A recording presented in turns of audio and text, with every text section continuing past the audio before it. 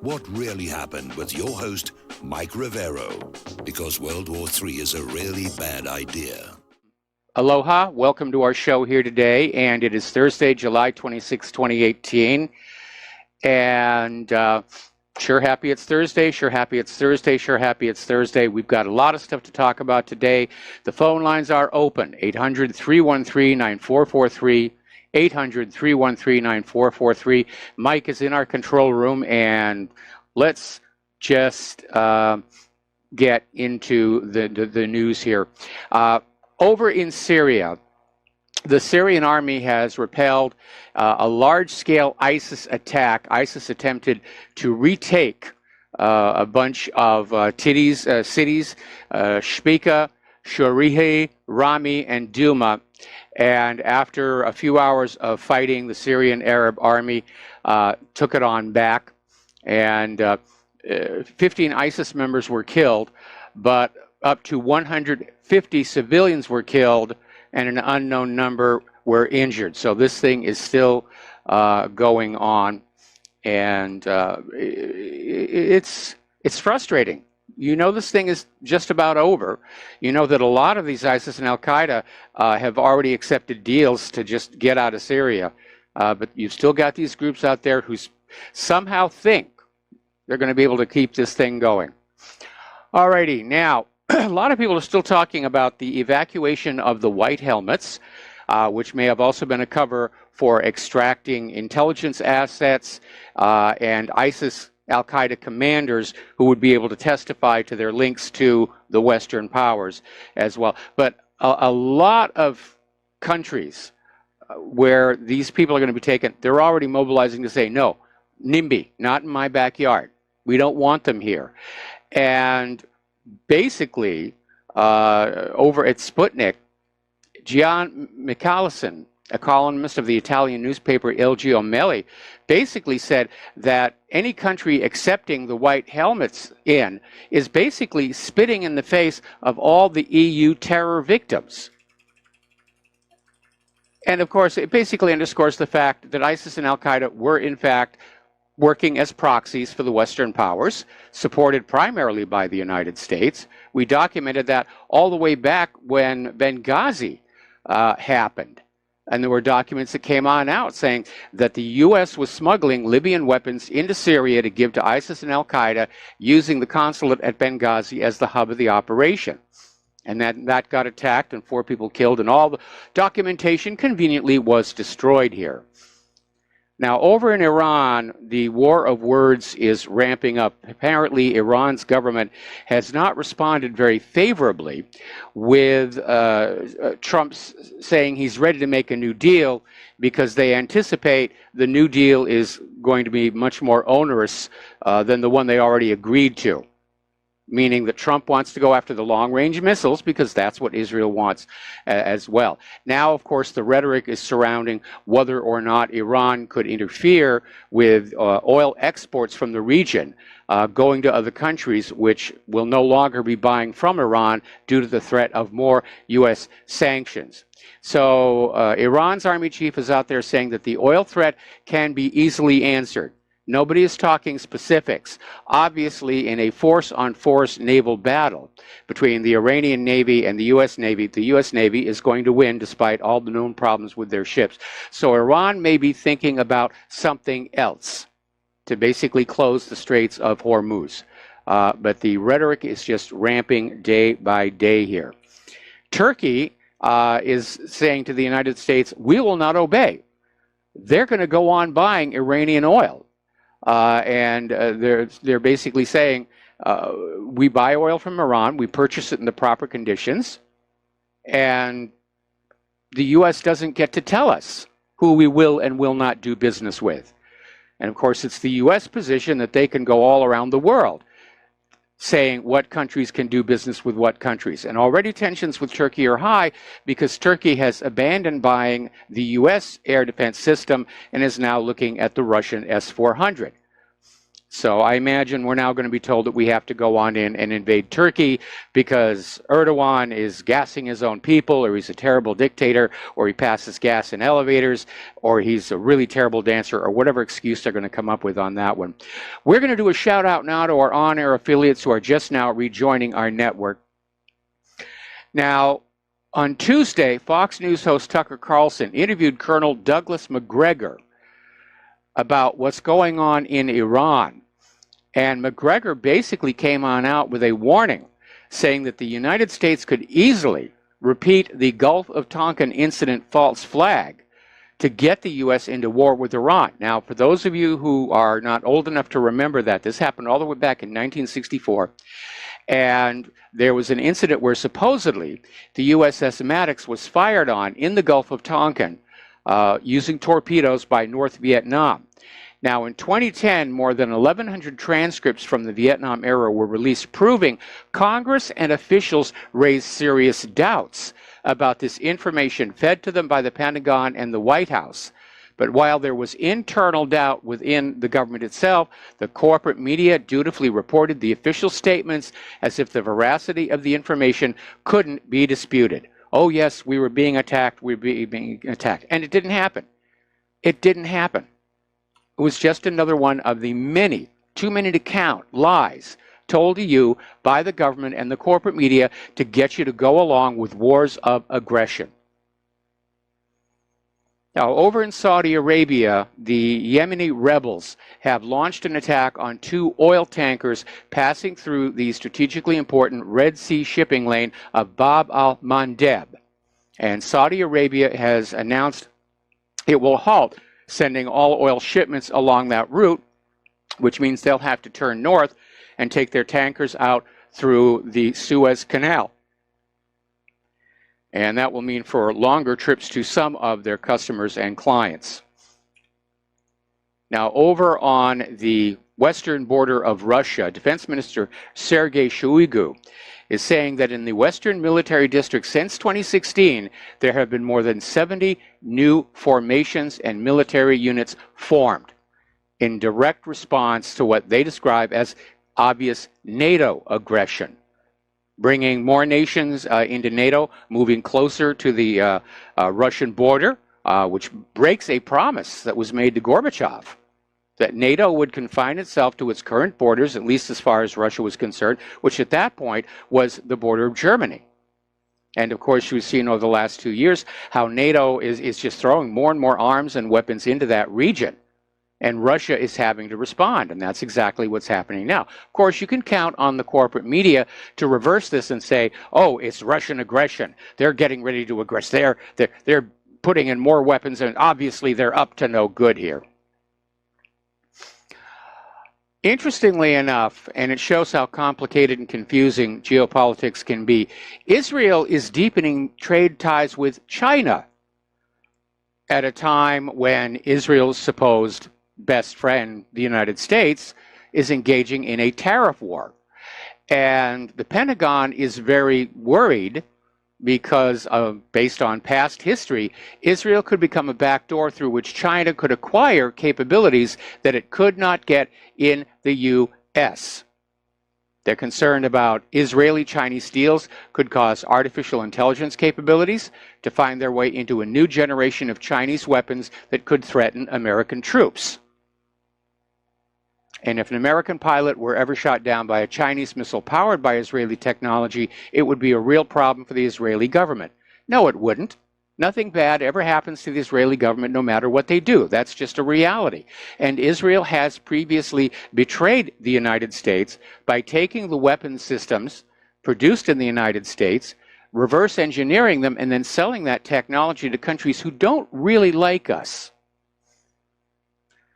Now, Israel is still out there justifying everything that it is doing in Gaza and the West Bank as their right to defend themselves.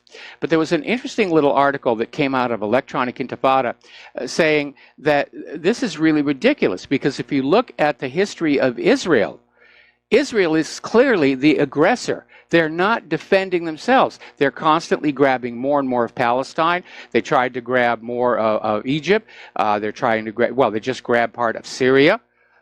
Israel's the aggressor. They're not defending themselves at all.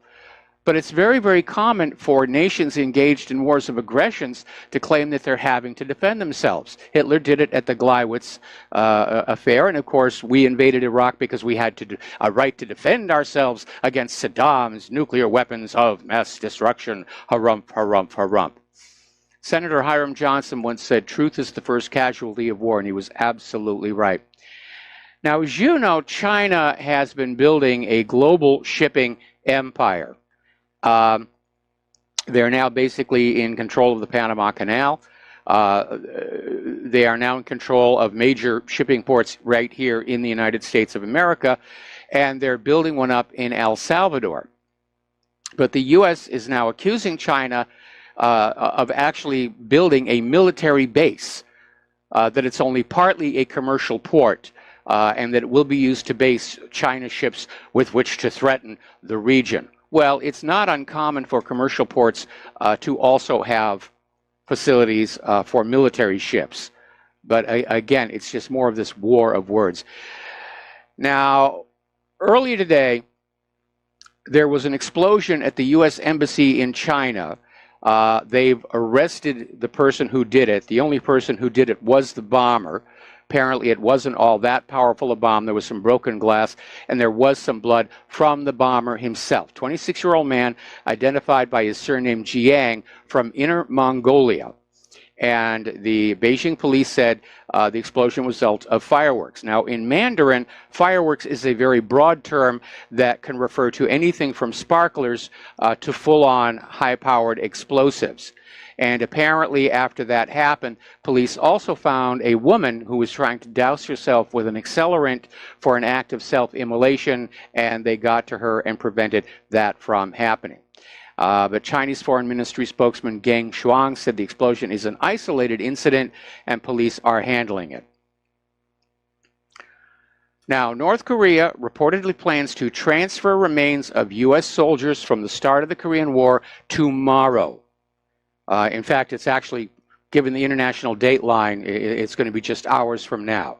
And it's the number of soldiers has not been specified, but they're starting the process, and the transfer is coinciding with the 65th anniversary of the 1953 armistice agreement that ended fighting. So, very symbolic moment there here. The U.S., despite all of the problems with their weapons and all of the economic hardships, is still trying to act like the world policeman. The U.S. is expanding overseas military presence with an additional 300,000 troops in 177 nations. That's a lot of people. It's like the Roman Empire with their garrisons and the legions to keep control over the empire, which ultimately didn't work on out. A lot of these nations, the ordinary people there, do not like having the Americans present. Okinawa is a good example. There have been a lot of incidents of the U.S. troops abusing women sexually, and the Okinawans would like the Americans to go, but the U.S. government and the Okinawan government have reached a deal, which probably involves a certain amount of monetary transfer, to keep these bases there. But we're stretched all over the world at incredible amounts of money here. Meanwhile, the U.S. has announced they're going to bolster their marine presence in Australia to tackle the threat from China. Ooh, China's the new threat. We've got to make stink face at China here. They are playing literally with fire. And of course, all of these people who are pushing their wars, they're just thinking about profits to defense contractors with whom they are invested. That's what it's all about.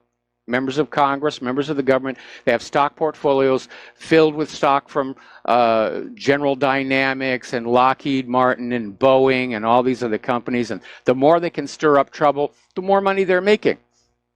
And the fact that some of your kids may be killed and crippled in the process, well, that's just the cost of doing business, you know, as long as we all get richer. So let's turn to the domestic politics. As you know, the House of Representatives is drawing up a document, has drawn up a document for the impeachment of Assistant Attorney General Rod Rosenstein. And it's rather interesting to see who's coming to Rosenstein's defense. And interestingly enough, on Fox News, I saw Alan Dershowitz earlier saying that it's silly to impeach Rod Rosenstein because you can't impeach somebody just because you don't like them. There has to be an actual crime that has been committed. But if you read the actual impeachment articles, they've made a very clear case for obstruction of justice with all the stonewalling, the defiance of subpoenas, the refusal to follow court orders to release documents. But interestingly enough, Speaker of the House Paul Ryan is out there rejecting these efforts to impeach Rod Rosenstein. And you have to wonder, why is Ryan protecting Rosenstein? Now remember, Rosenstein and that whole group of people are, shall we say, the first layer of the onion, leading down to this incredible core of rotted corruption surrounding the Clinton Charitable Foundation, espionage in the Capitol building, all kinds of other things. And so Ryan is apparently trying to prevent any more progress. They're subverting the course of justice here.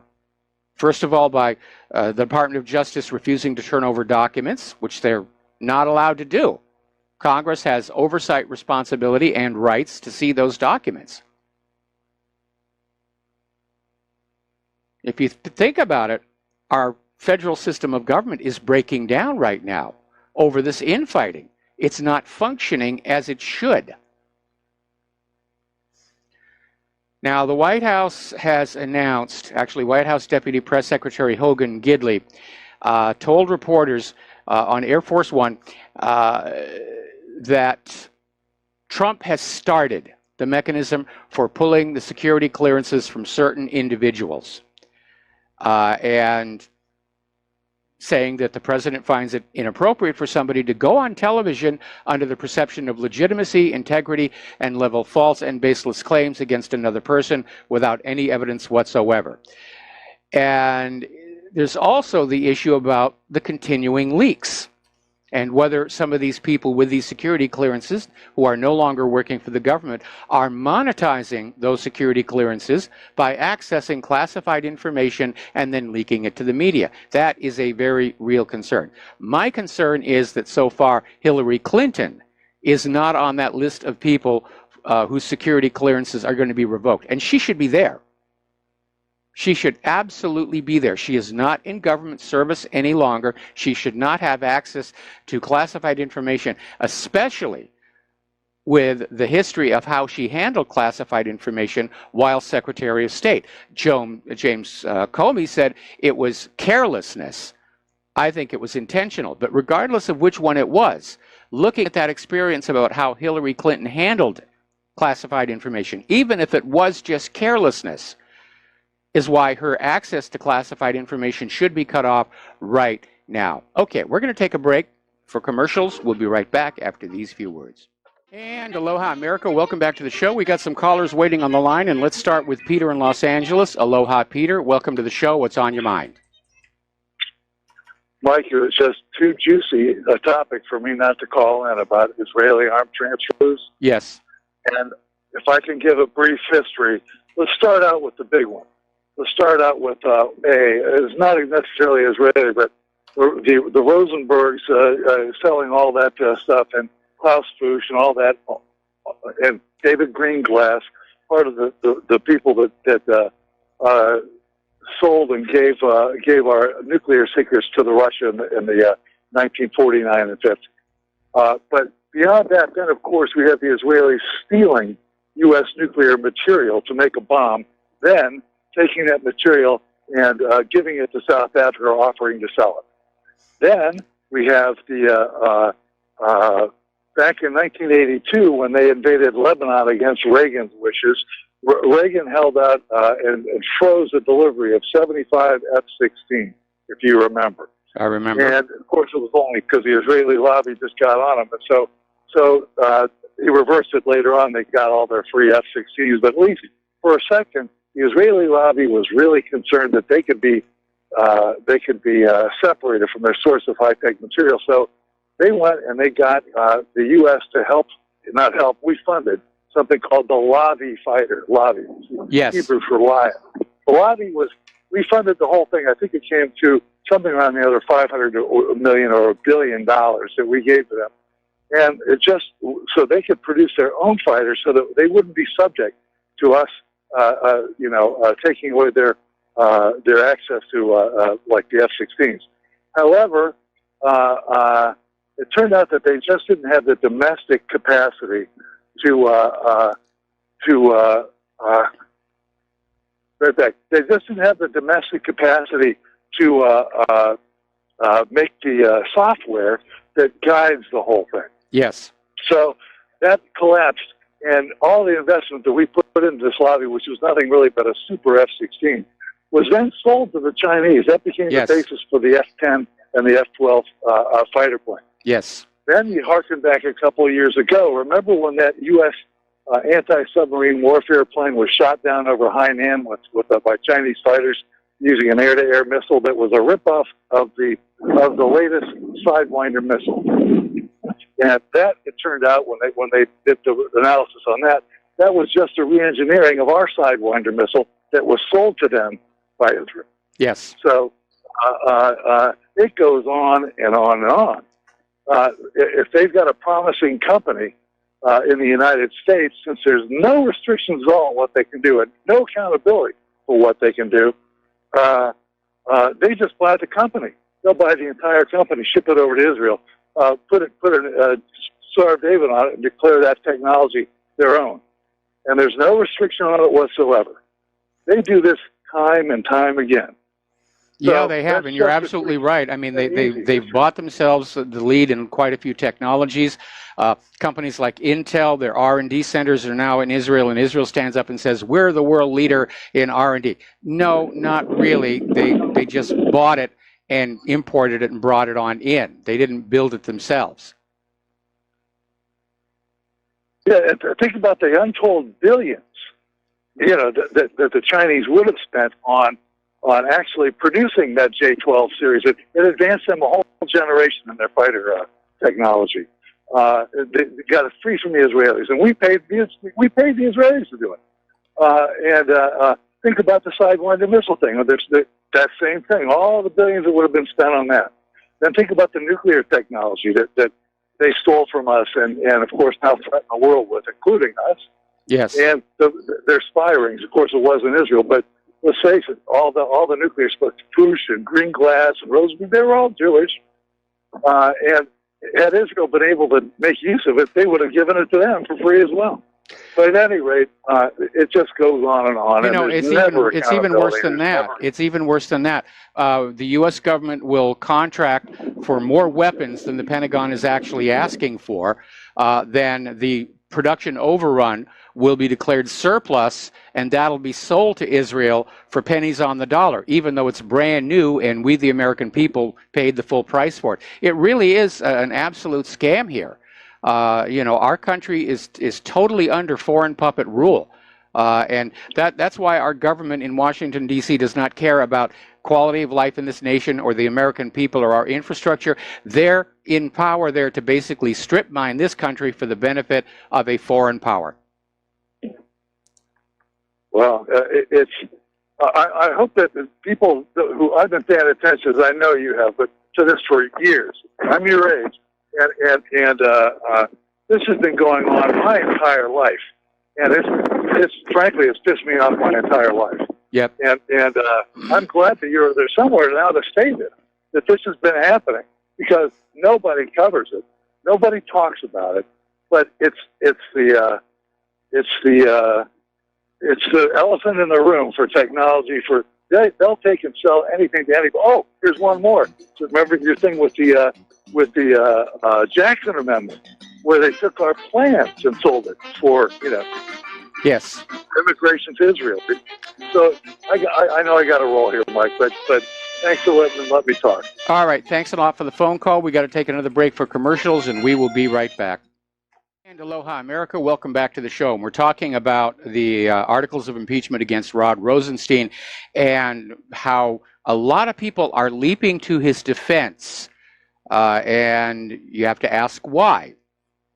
And my theory, of course, is that there is still this rotted core of corruption inside the federal government that ties up with the Clinton Foundation, with CIA drug running, with all kinds of stuff, and everybody's out there trying to protect it.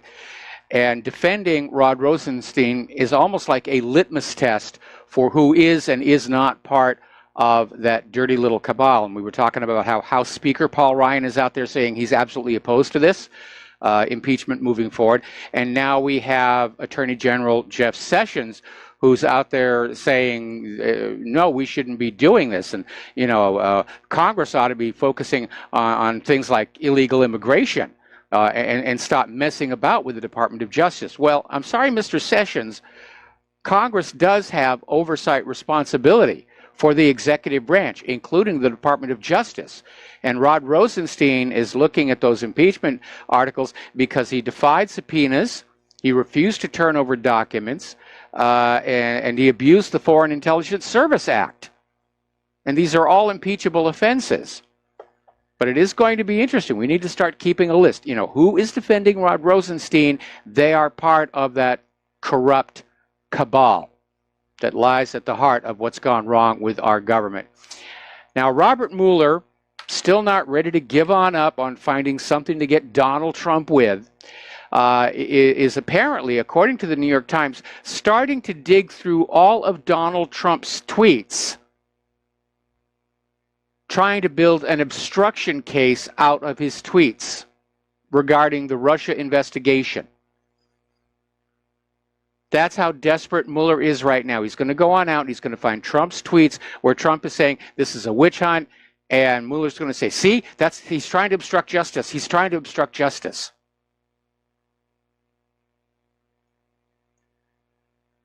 So, now, District Judge Peter Mesite of Maryland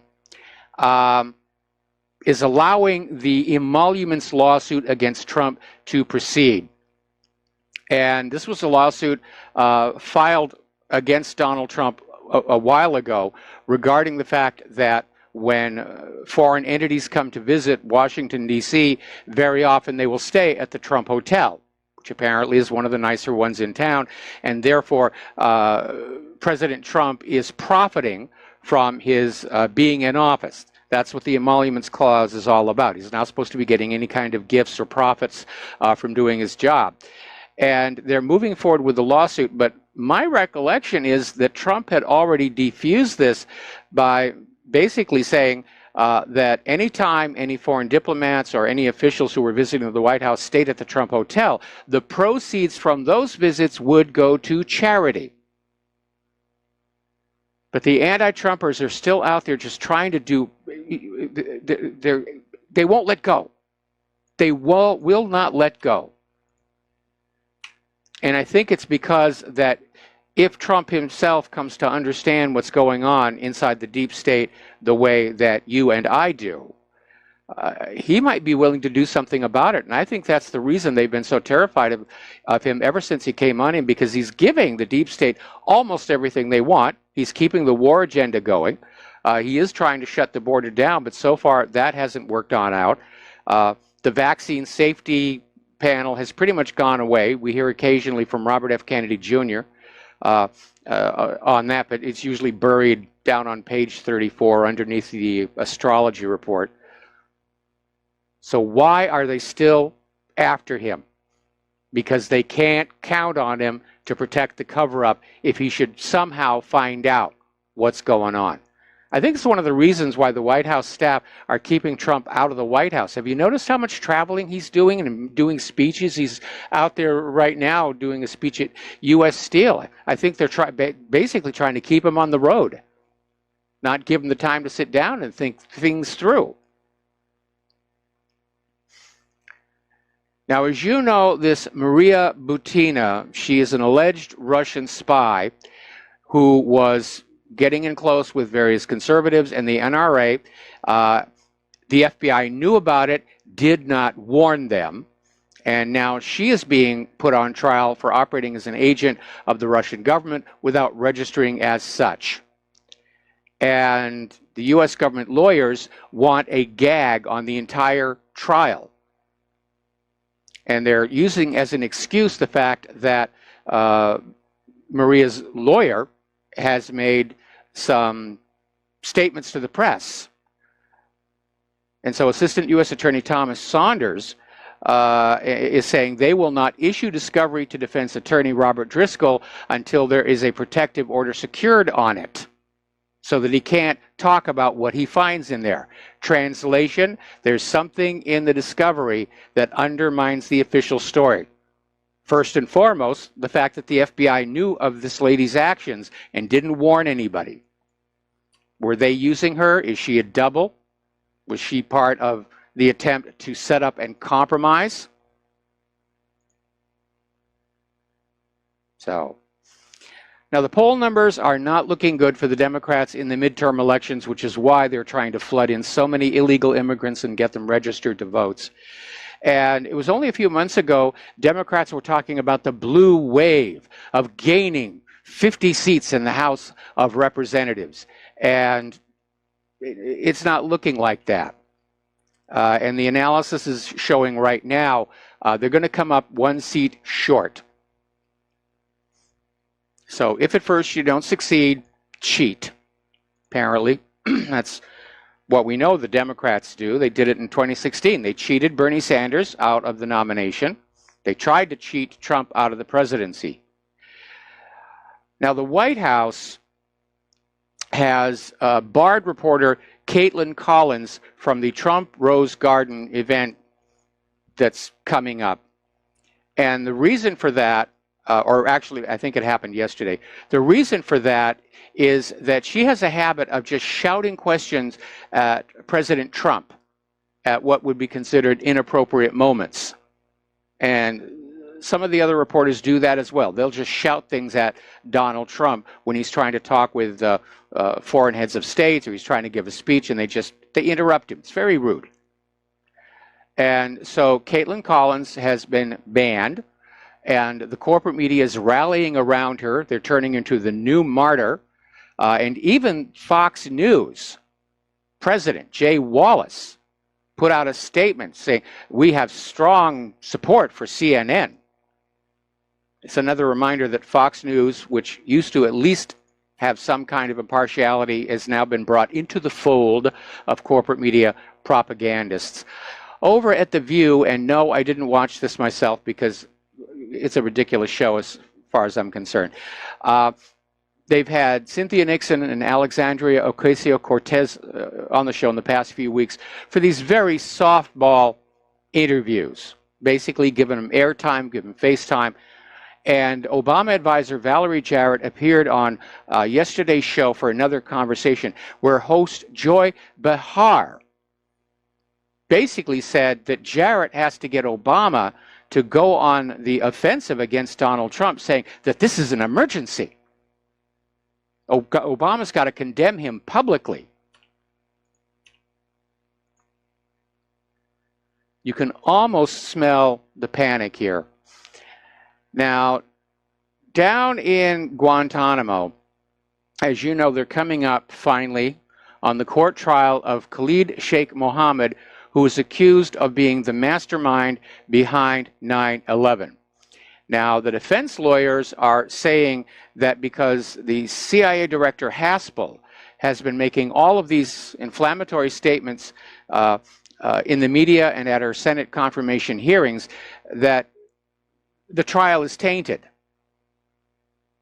And they are basically asking the trial judge to either dismiss the charges or at least remove the possibility of a death penalty because of what they see as unlawful influence. Now, the only actual case they have against Khalid Sheikh Mohammed is a confession extracted under torture. They waterboarded this guy something like 180 times.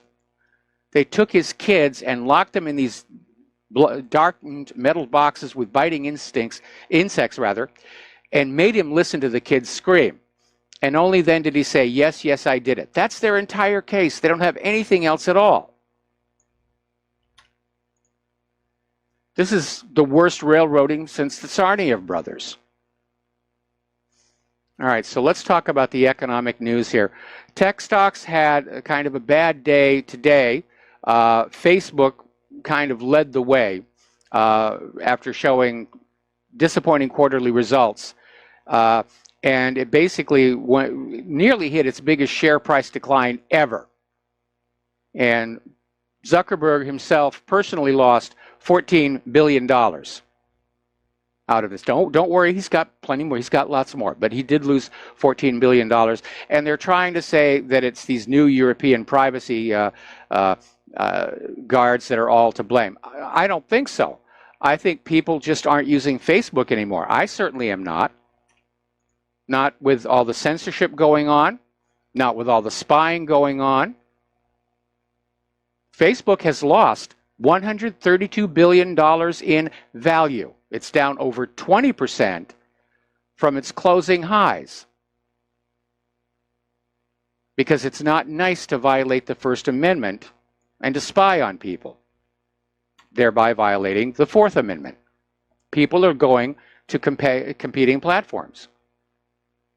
Now, here's where it gets interesting. If we could actually get the Securities and Exchange Commission to actually do their job, which if you remember, they failed miserably during Bernie Madoff, but apparently Facebook insiders dumped $4.1 billion of their own stock ahead of this crash.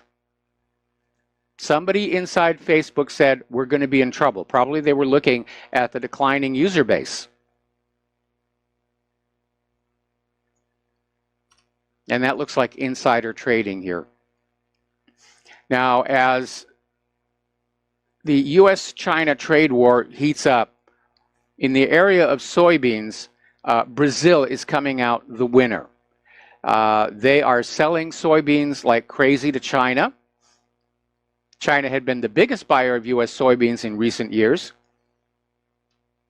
But now you have the tariffs plus China's rejection of GMO, and they're going down to Brazil. U.S. soybean prices have fallen by 20% to their lowest price in nearly a decade. And other countries are now buying U.S. soybeans at below market prices, which means the soybean farmers are not doing very well. They're being harmed by all this nonsense. I really am glad that Trump and the EU worked out a zero tariff plan. Now, it's not without its complications. The whole point of the tariffs was to try and balance trade between the two countries, and this framework to get rid of the tariffs also includes obligations that Europe will in fact buy a lot more American products, mainly agricultural. So it's accomplishing the same task, but without the pain to the end consumer. And I think I agree with Trump on that one. I think I really do on this one. Okay, 114 out of the nation's 1,400 multi-employer pension plans covering 1.3 million workers are underfunded to the tune of $36.4 billion, and they are expected to start going insolvent in the next 5 years or so. There's a pension time bomb out there because the pensions fell victim to that 2008 mortgage-backed security fraud. When Wall Street was putting together those bundles of mortgages, subprime mortgages, and breaking the securitization chain, Wall Street's rating agencies all rated them AAA, which made it legal for pensions to invest in them. And then the whole thing fell apart, collapsed, and the pensions lost a lot of money. And you, the American taxpayer, were forced to pay to keep most of those Wall Street firms still running. And apparently some of the banks in Europe that got caught up in this nonsense were bailed out at U.S. taxpayer expense. The only one that was allowed to really collapse was Lehman Brothers. Tesla is looking worse and worse, and I'm really sorry to hear it because I like the concept of the car. But Elon Musk, he's spread too thin. He's doing too many things, and he needs to focus on what he's doing with the Tesla right now. And Tesla's debt is now considered so poor, it's costing about $2 million to insure $10 million of Tesla debt against default. That is a tremendous, tremendous cost. Normally, credit default swaps don't cost anywhere near that much money. The U.S. is now looking at a bill, the U.S. Congress rather is looking at a bill that will target OPEC, Russia, and other non-OPEC oil alliances by basically declaring them as monopolies, opening them up to antitrust lawsuits within the United States. I'm not sure how well that's going to work on out. Supposedly the legislation, which has been rejected by past U.S. presidents, may actually be signed into law by Donald Trump. Now what's going to happen are these other places, OPEC, Russia, other oil alliances, they're going to stop doing business with the U.S. because it's just becoming too much of a hassle to do. Now, the U.S. does have plenty of domestic oil production. Right now, they're trying to sell it. But we may find ourselves stuck behind, if you will, a petroleum wall, where nobody wants to sell us oil or buy oil from us, and we're powering our own internal industry with domestic energy, which is a good thing, I think. Makes us more self-sufficient, but of course it flies directly in the face of the plans of the globalists who want this nation over here providing all the oil, this nation over here providing all the electronics, and this nation over here providing all the automobiles, and this nation over here, in order to make us interdependent on each other. And that part of the globalist agenda is falling apart right now. We're going to take a break for commercials, and we'll be right back. And aloha, America. Welcome back to our show here. Now, over at the Kaiser Report, Max Kaiser was looking at this claim by the IMF's former guy in Russia that there's never going to be a debt crisis with the country's current economic team in charge. And that basically the United States' goal to create economic chaos in Russia has failed.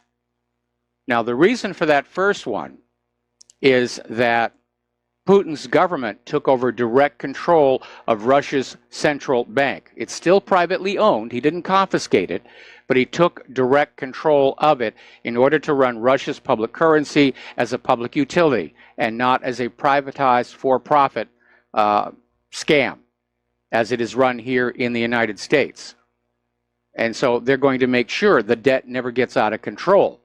Whereas here in the United States, the Federal Reserve always wants the debt higher and more out of control. They make more money out of that. So it's just incredibly greedy. But we know about the failure to cause an economic crisis going all the way back to that ill-considered oil price war, which has really put a lot of countries, including Saudi Arabia, into a serious hurt, where the U.S. went on out and just crushed down oil prices, hoping that they would harm Russia, which does have a large oil industry. But Russia has other industries and other exports and a very resilient economy, especially compared to the United States, and they rode it on out. And meanwhile, Saudi Arabia got into economic trouble, had to issue government bonds for the first time in decades. It's one of the reasons Venezuela is in such serious straits right now. Oil companies in the U.S. and Canada all got hit. A lot of fracking companies were literally driven out of business because they were operating on such thin profit margins as it was. So now, there was an interesting story where there's this Haitian immigrant who shot a police officer in the head. The police officer was Adam Jobbers Miller, who was shot in the head by Haitian immigrant Wisner Desmarais on Saturday in Fort Myers, Florida. Now, the officer is in the hospital. He's in serious condition, but he is in the hospital. Now, the U.S. Immigration and Customs Enforcement Agency had filed a detainer on this Haitian individual. And apparently he's been involved in all kinds of illicit activities since getting into the United States. And this has not been covered by CNN, MSNBC, the New York Times, or the Washington Post. They're not running any stories that show that illegal immigrants or refugees in a negative light. They want you to love the New World Order. They want you to love globalism. By the way, over in Portland, remember that big Occupy ICE protest? They had this camp they had. Well, the protest has basically ended. The protesters left, and they left behind a huge, huge mess, including piles of human waste, which Portland is now going to have to clean up at taxpayer expense. Nice people, these open borders types. We'll be right back after station identification. Aloha, America. Welcome back to our show. Now, over in Europe, as you know, some of the member states of the European Union have really had it up to here with the refugees pouring on in and causing a lot of trouble. And recently, over in Italy, Matteo Salvini, who's the interior minister, has closed the country's borders and ports to both pro-migrant non-governmental organizations and other vessels bringing in individuals from the North African coast. So the European Union Commission has proposed paying member states cash incentives for countries which agree to set up reception centers for migrants picked up in the Mediterranean Sea. And the Commission is announcing plans to give member states the equivalent of $7,000 per migrant. And where does the EU Commission get that cash? Well, from taxing the member states, of course. So a little bit of a raw deal, because the taxes paid to the EU by the member states are supposed to be spent to make the EU better, to improve the infrastructure, to take care of the people of Europe. Now, over in Germany, the number of radical Islamic Salafists has topped 10,000 for the first time. This is a report by the Federal Office for the Protection of the Constitution, and it's basically up from 9,700 the year before, and more than doubling of the number from 5 years ago. The newspaper that reported this also claimed the number of radical Islamists coincides with an increase in the number of criminal cases in which a radical Islamic motive or background was suspected. Well, that is to be expected. And that's the important point here. When you allow just anyone into your country, you're going to get people that you really wish hadn't been there, hadn't been allowed in. Europe is dealing with a crime wave, a rape wave, introduction of illnesses that had previously been eradicated, same thing that we're dealing with here in the United States of America. Now, over on the border between Spain and Morocco, some 800 migrants tried to cross the border between Morocco and Spain, and 602 of them succeeded. And the migrants were using poo, feces. They were flinging their own poo at the Border Patrol fighters, and they had improvised flamethrowers with flammable chemicals in spray bottles with a little cloth in front. They used Molotov cocktails. 15 law enforcement officers were injured in the clashes and later taken to a hospital. So we're getting into an age of open violence between people who want to protect their borders in their country and the rest of the world, which has been convinced that they have an automatic right to go anywhere in the world they want to and behave any way they wish to once they get there. Over in Great Britain, as you know, there's been talk of a delay in the drop-dead date for the Brexit. And the EU is saying they'll extend the deadline if there's going to be another referendum or a general election.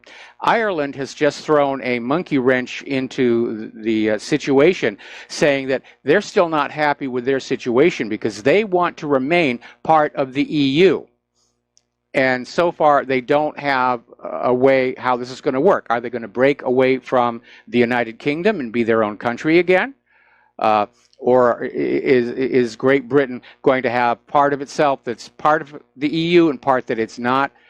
And they're saying that the Brexit could be delayed even further over these debates. Delay, delay, delay, delay, delay. All right, we're going to take a phone call. Dustin in New Jersey. Aloha, Dustin. Welcome to the show. What's on your mind? +8 white helmets for Germany. So you got to add that into the other German people that they're getting. Yep. That's all they're taking is 8. Well, that's I think good. Trudeau needs to be impeached or something. Yeah. All these countries know what's going on. You know, they know what's going on. The people are coming out again. Mike, are you going on YouTube? You've been reading through the message board? People know or starting to know what's going on when you're just reading through the message. They know these are ISIS. These are Al-Nusra Front. They're terrorists. Yes. They know. But what the heck can we do about it, you know? Besides, we all know about it, you know? We're in such a crappy situation where we're in this mode where a lot more people are finding out, but they're not listening to us because we're nobodies anymore, you know? Well, it's a shame. I'm seeing more and more articles coming on out whose point of view is simply that, you know, this open borders flood of refugees and illegal immigrants and current terrorists is a threat to the people. And the people have been relying on the government to keep them safe, and the government has failed. The government has basically gone over to the other side saying, no, we're going to bring more of these people in here. And I'm hearing more and more talk about vigilantism.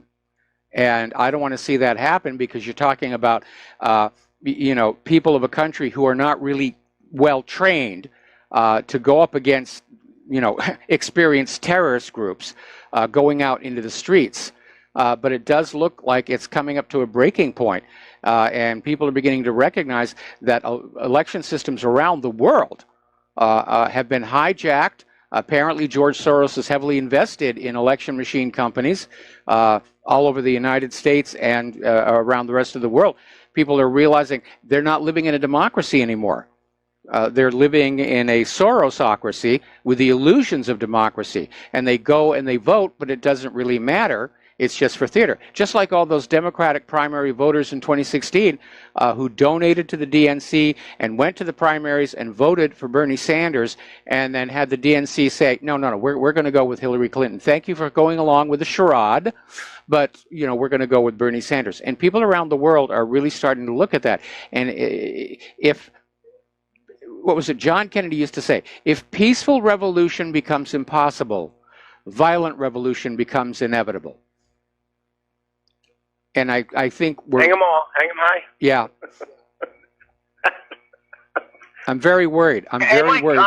You know, this could turn into a situation, at least here in the United States, where you have the illegal immigrants and the refugees just fighting against the general population nationwide, and that would be an absolutely perfect condition for the federal government to declare a national emergency and throw what's left of our Constitution into the shredder and transition us to an absolute tyrannical dictatorship. But what's going on here, Mike, with like Black Lives Matter, Antifa, these are the early seeds of a soft coup like we did in Ukraine and Iran in the 50s and the South American country. It has come home. Yep. It has actually come home, and they're using these people. And, you know, what are they going to do? Give them some guns, some rocket launchers, and say go to town? You know, I mean, you don't know this. You know, they can stir up a lot of destruction. Look at Syria. Did you ever see a drone footage of the place?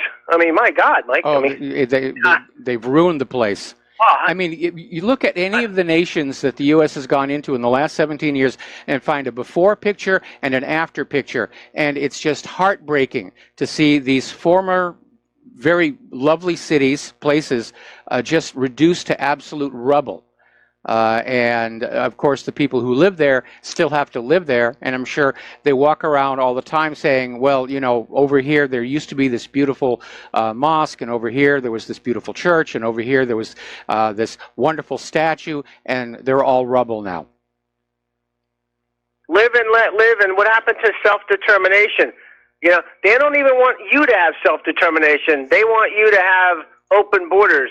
That's how much of a piece of a garbage these people. And Mike, remember there was that guy who had the footage before and after of Libya? Yes. Oh my God! I mean, it was. Yeah, you probably saw those photos. It was the same spot after it was devastated. Yes. It was like it didn't even resemble of the city. You know. Hey, Mike, I wanted to switch gears if I still have time. Remember Trump when he said Germany was under the thumb of Russia for their natural, getting the pipeline gas, and then wouldn't he make a deal with Europe? Buy more liquefied natural gas. It's all economics. It's a joke. That's exactly right. I mean, the U.S. has ramped up domestic production of oil and gas in this country, including fracking and everything else. They're drilling into all the reserves. They're drilling off the coast. They're now putting out more oil and gas than Saudi Arabia can. We don't know how long that's going to last. But now that they're producing all of this product, they've got to find somebody to buy it, or they've got to force somebody to buy it. I'd say 7 years the U.S. has enough to push that out. Russia's still number one. I don't think we'll ever overtake Russia because they got untapped. And remember, Venezuela's got the largest, reserves? Yes. And so does Iran, the largest gas reserves in the world. So there's a lot of untapped potential over there. It's one of the reasons why we want Venezuela and Iran. It's not what we have, it's what they have, like to control it. Yeah, and Mike, make sure it's all traded for U.S. dollars. Exactly. Mike, real quick, I wanted to say, now I'm going to forget about the Trump with Junker. Junker looked like crap. Did you see him sitting next to Trump? He looked like he was Junker. But did you know Mercedes is going to supposedly close a plant in the U.S. that's 10,000 jobs? And BMW is too, and they're moving the plants to China. Yeah, I heard about that. Well, part of the problem is this new framework for zero tariffs with Europe. Automobiles are excluded, and Mike, I hate to say this, but maybe we should have one amount of money for just no reserve currency, or the basket should all be the same, and have free trade. But if I don't know, there's got to be a different system because it ain't working out, and it's going to get worse. It isn't. You know what I mean? The U.S. basically weaponized its status as the reserve currency of the world, but it's no longer exclusive because other currencies are now being used for reserve and for cross-border trading, and the U.S. is trying to stop that.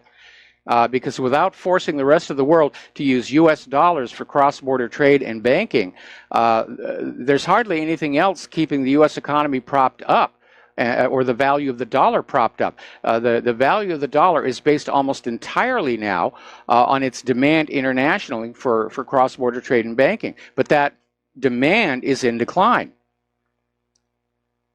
That's why Russia just dumped theirs. They only got $15 billion left in, I believe, in their treasuries. What they have, treasuries. Yep. Yeah, that's it. So China's got, I think, $1 trillion still, or 1.2 trillion, or something like that. All right, thanks, Mike. All right, thanks an awful lot. We're going to let you go. We're going to do a shout-out to our on-air affiliates who are just now rejoining our network. And yes, China does have a little over $1 trillion in U.S. treasuries, and if Trump really annoys them, they could dump them all at once. And that would be an issue. Getting on back to Great Britain and Brexit. Apparently, Great Britain is starting to stockpile medicine and blood supplies in the event of a no-deal Brexit because Britain currently relies on 370 million packs of medicine from the EU a month, as well as blood plasma supplies and radioactive isotopes used in X-rays. Well, you can make a tube that generates X-rays. You don't need a radioactive isotope.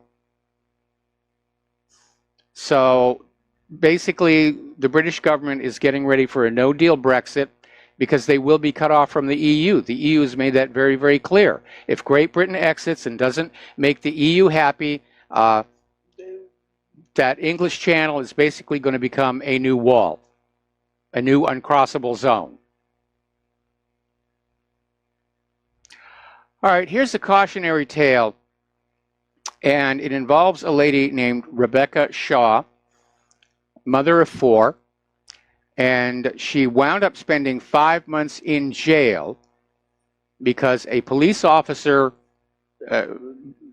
came to assist her when her car ran out of gas, but then started asking her about the car's contents and said, you know, what have you got here? And he saw some pills, and he said, what are these? And she said, they're vitamins, which is what they were.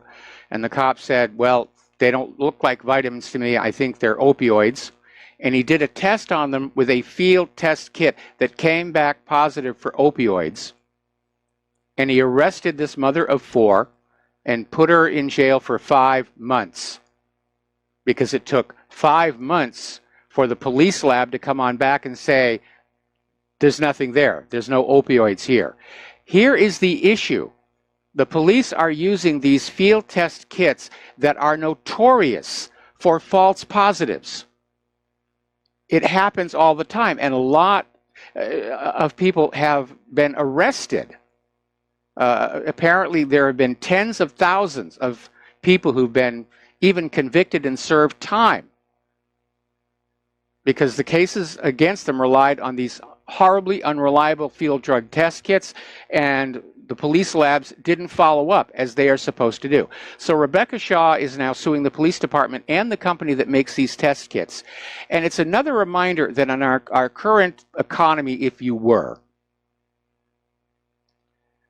companies are allowed to manufacture faulty products as long as it's making money. And in this case, the faulty products are able to seriously disrupt lives. And even the company that makes them says they're 90% accurate, maybe.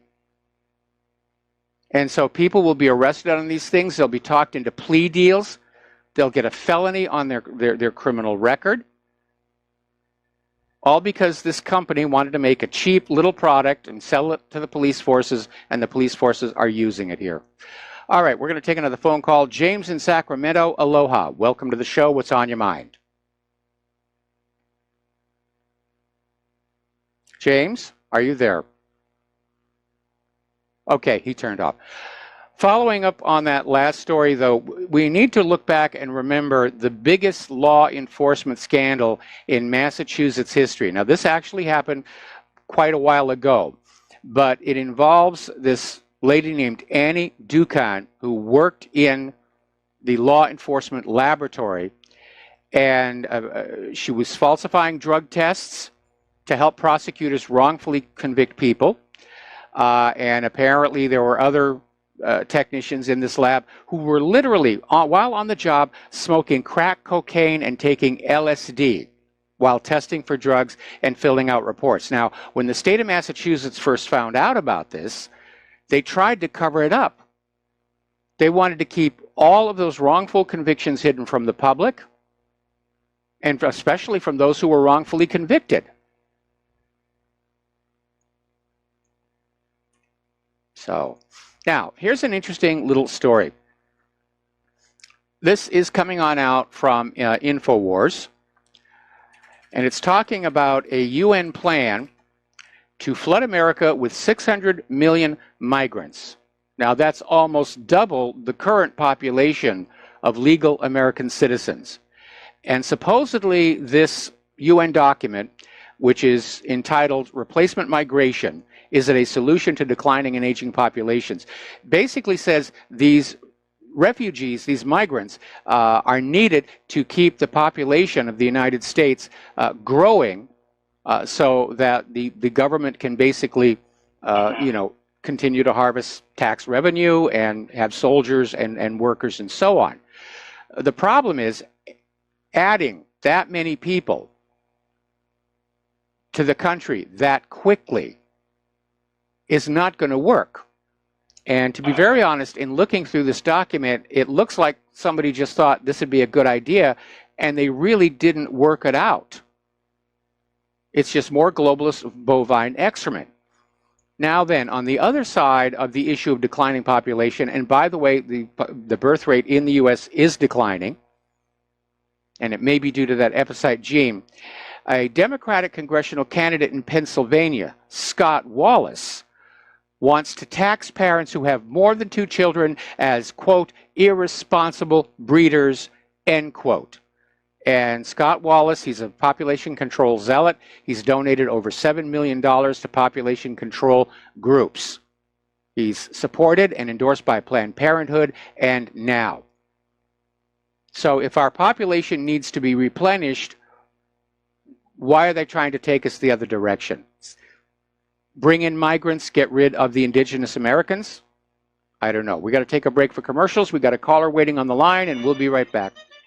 And aloha, America. Welcome back to our show here. We're going to go back to the phones, and apparently James from Sacramento is back here. So, James, what's on your mind today?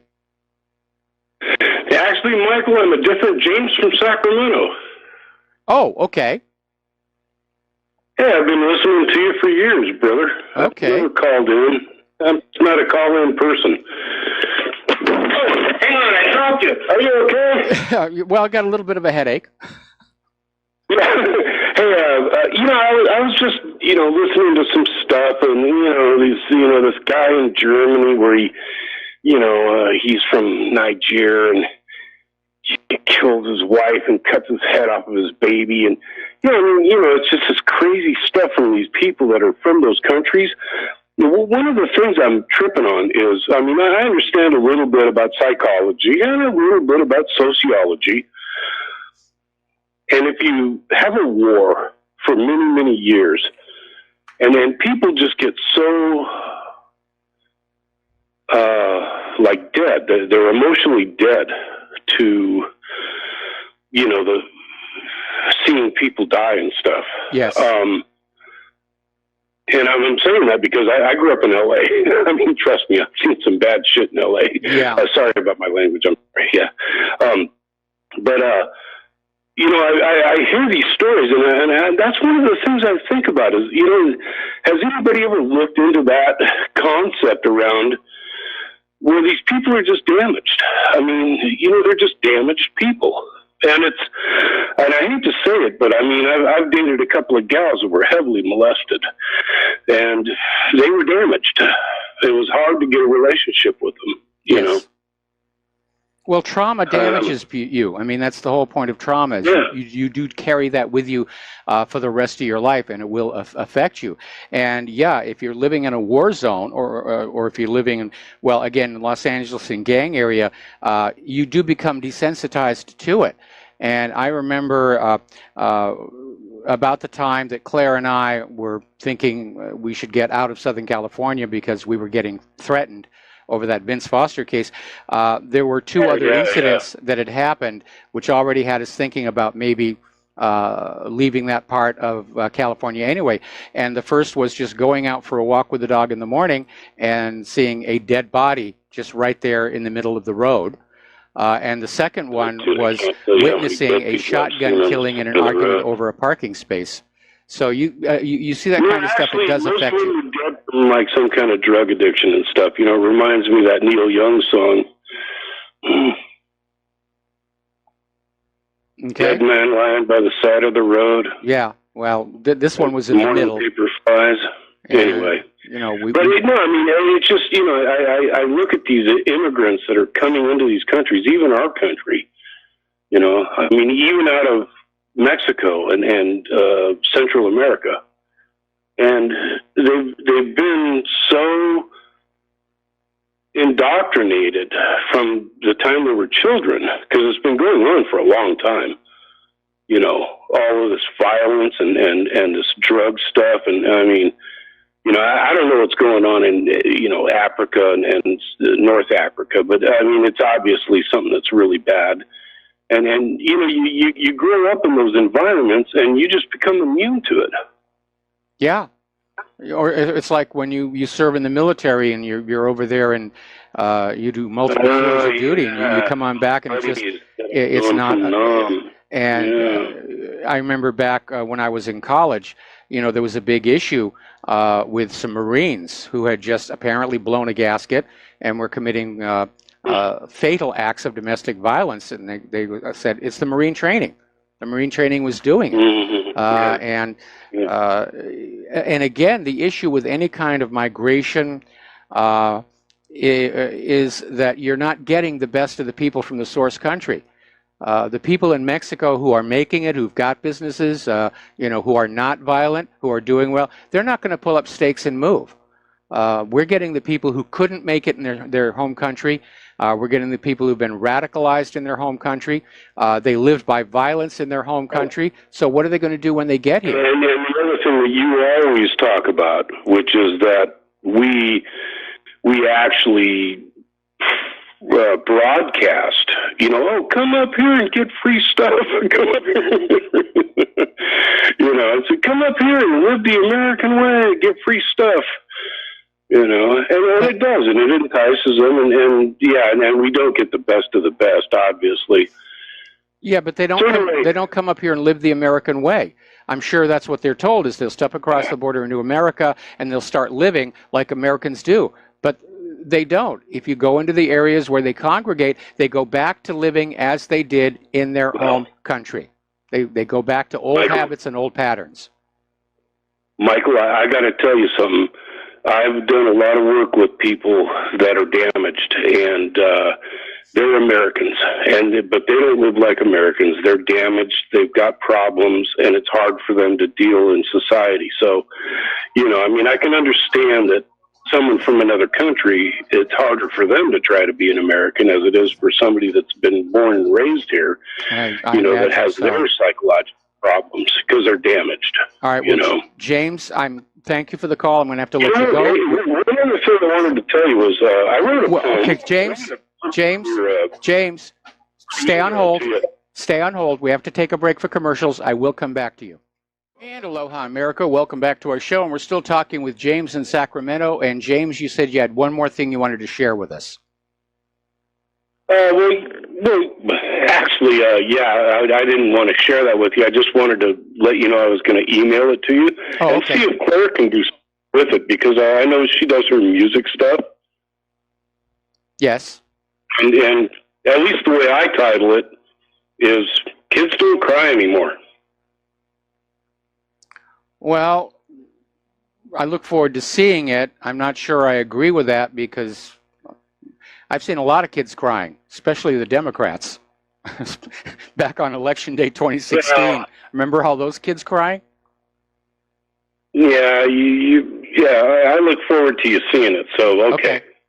All right. Well, thank you very much for the phone call. We're going to let you go. Aloha, brother, and mahalo. Aloha and mahalo. We're going to let you go. The phone lines are now open again, 800-313-9443. Now, the other day we were talking about this amazing ruling from the 9th U.S. Circuit Court of Appeals, which is very, very liberal, and they actually came down on the side of the Second Amendment.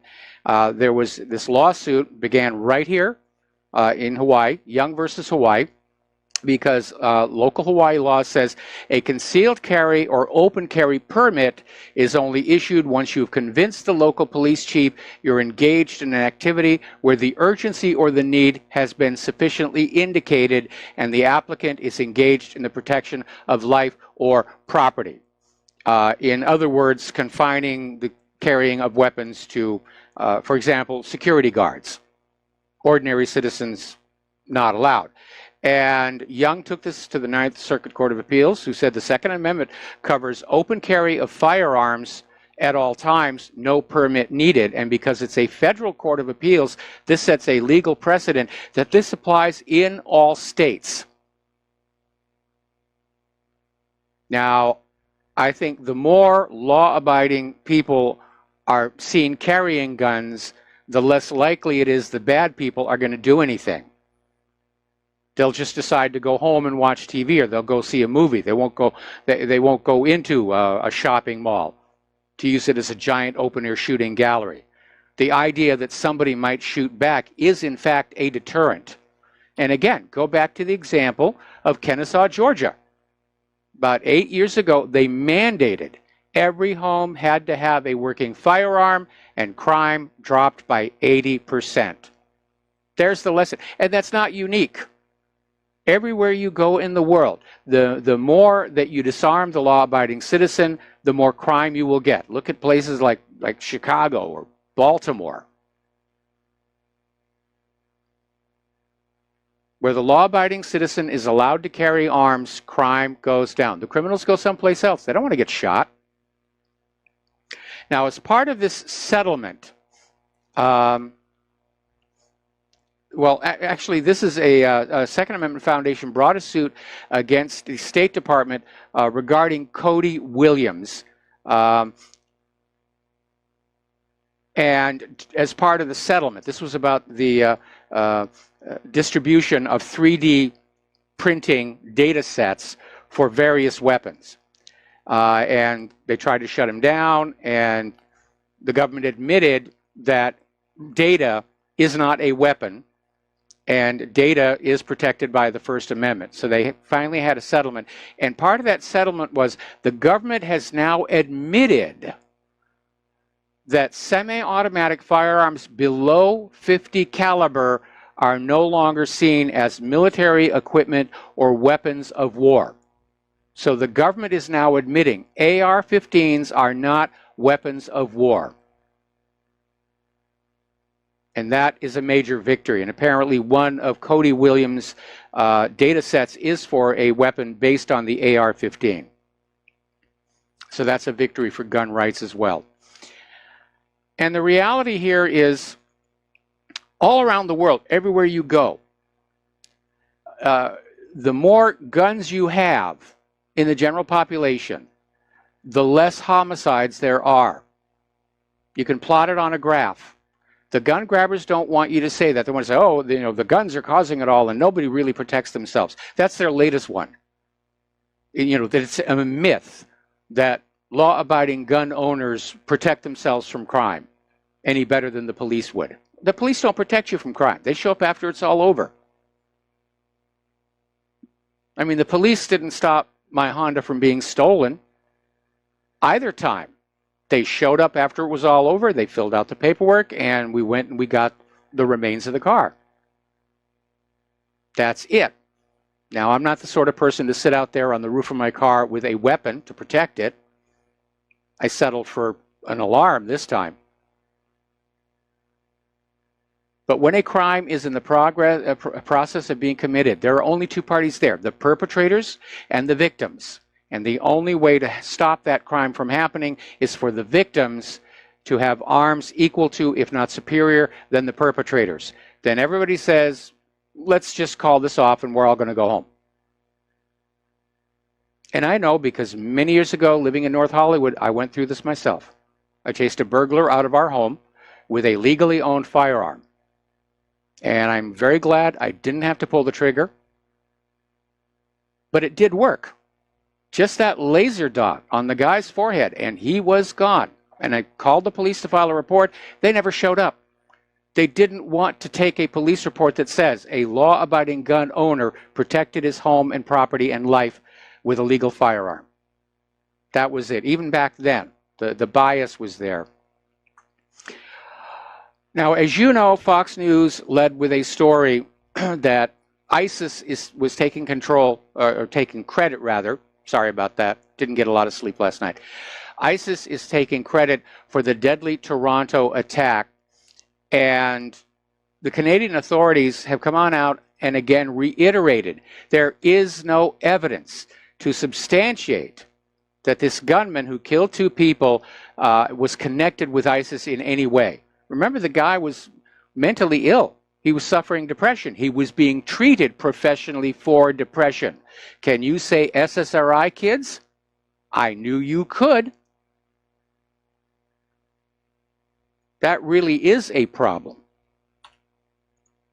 But it makes money, and that makes it okay. Yes, we'll sell you pills that might drive you to suicide and make you kill your family, but yeah, you know, we're making a profit here.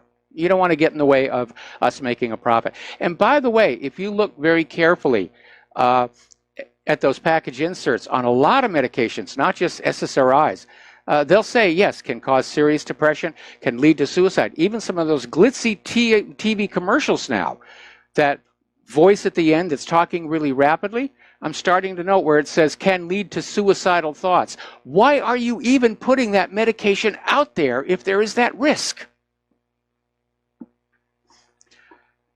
Now, yesterday we were talking about how the Washington Post was chastising Donald Trump for not immediately believing what U.S. intelligence agencies said about Russian meddling in the election. How dare you not believe them?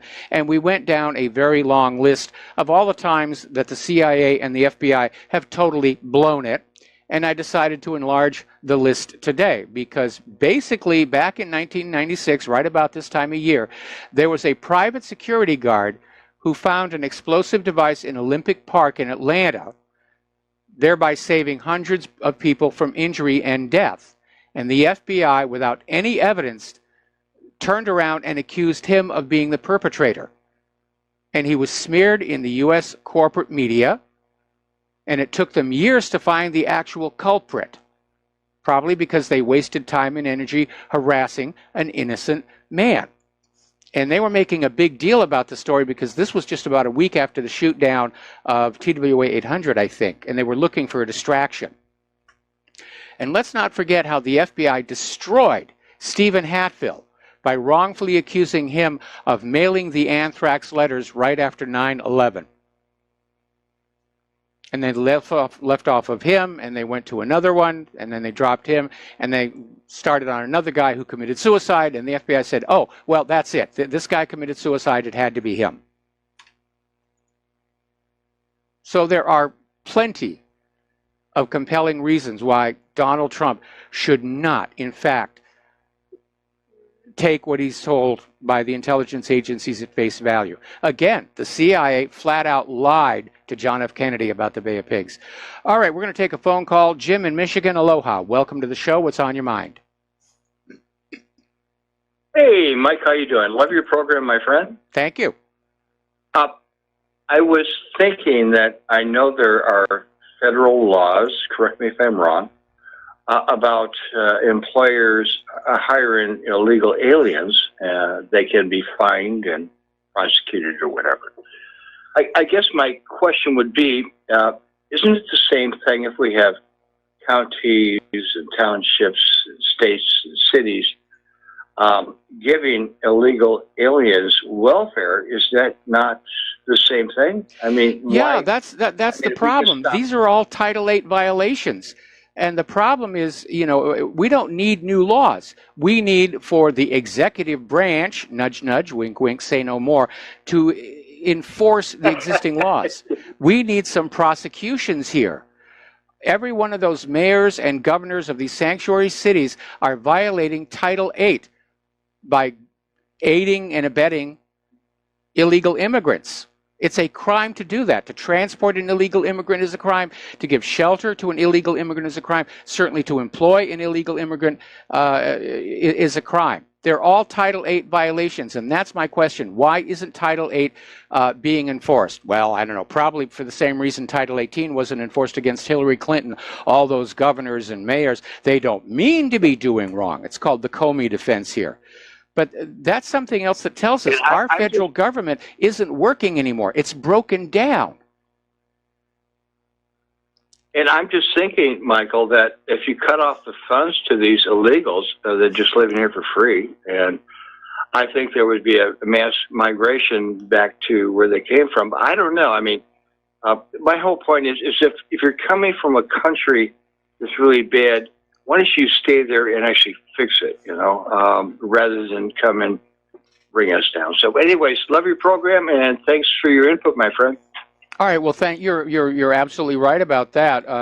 That's really what they should do, is if they don't like conditions in their country, work to fix it. That's what we're all doing here in the United States of America. And if you cut off that financial incentive, they won't be coming across that border, because nobody's going to walk across that border knowing that they're not going to be able to work, they're not going to find a place where they can stay, they're not going to eat. Why would anybody do that? What a great idea.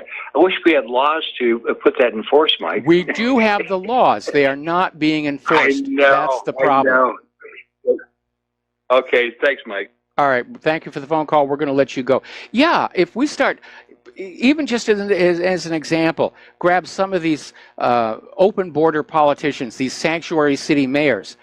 and throw them in prison for violating Title VIII. We could turn this thing around. And I'm sorry, but that's what Donald Trump, as head of the executive branch, ought to be doing.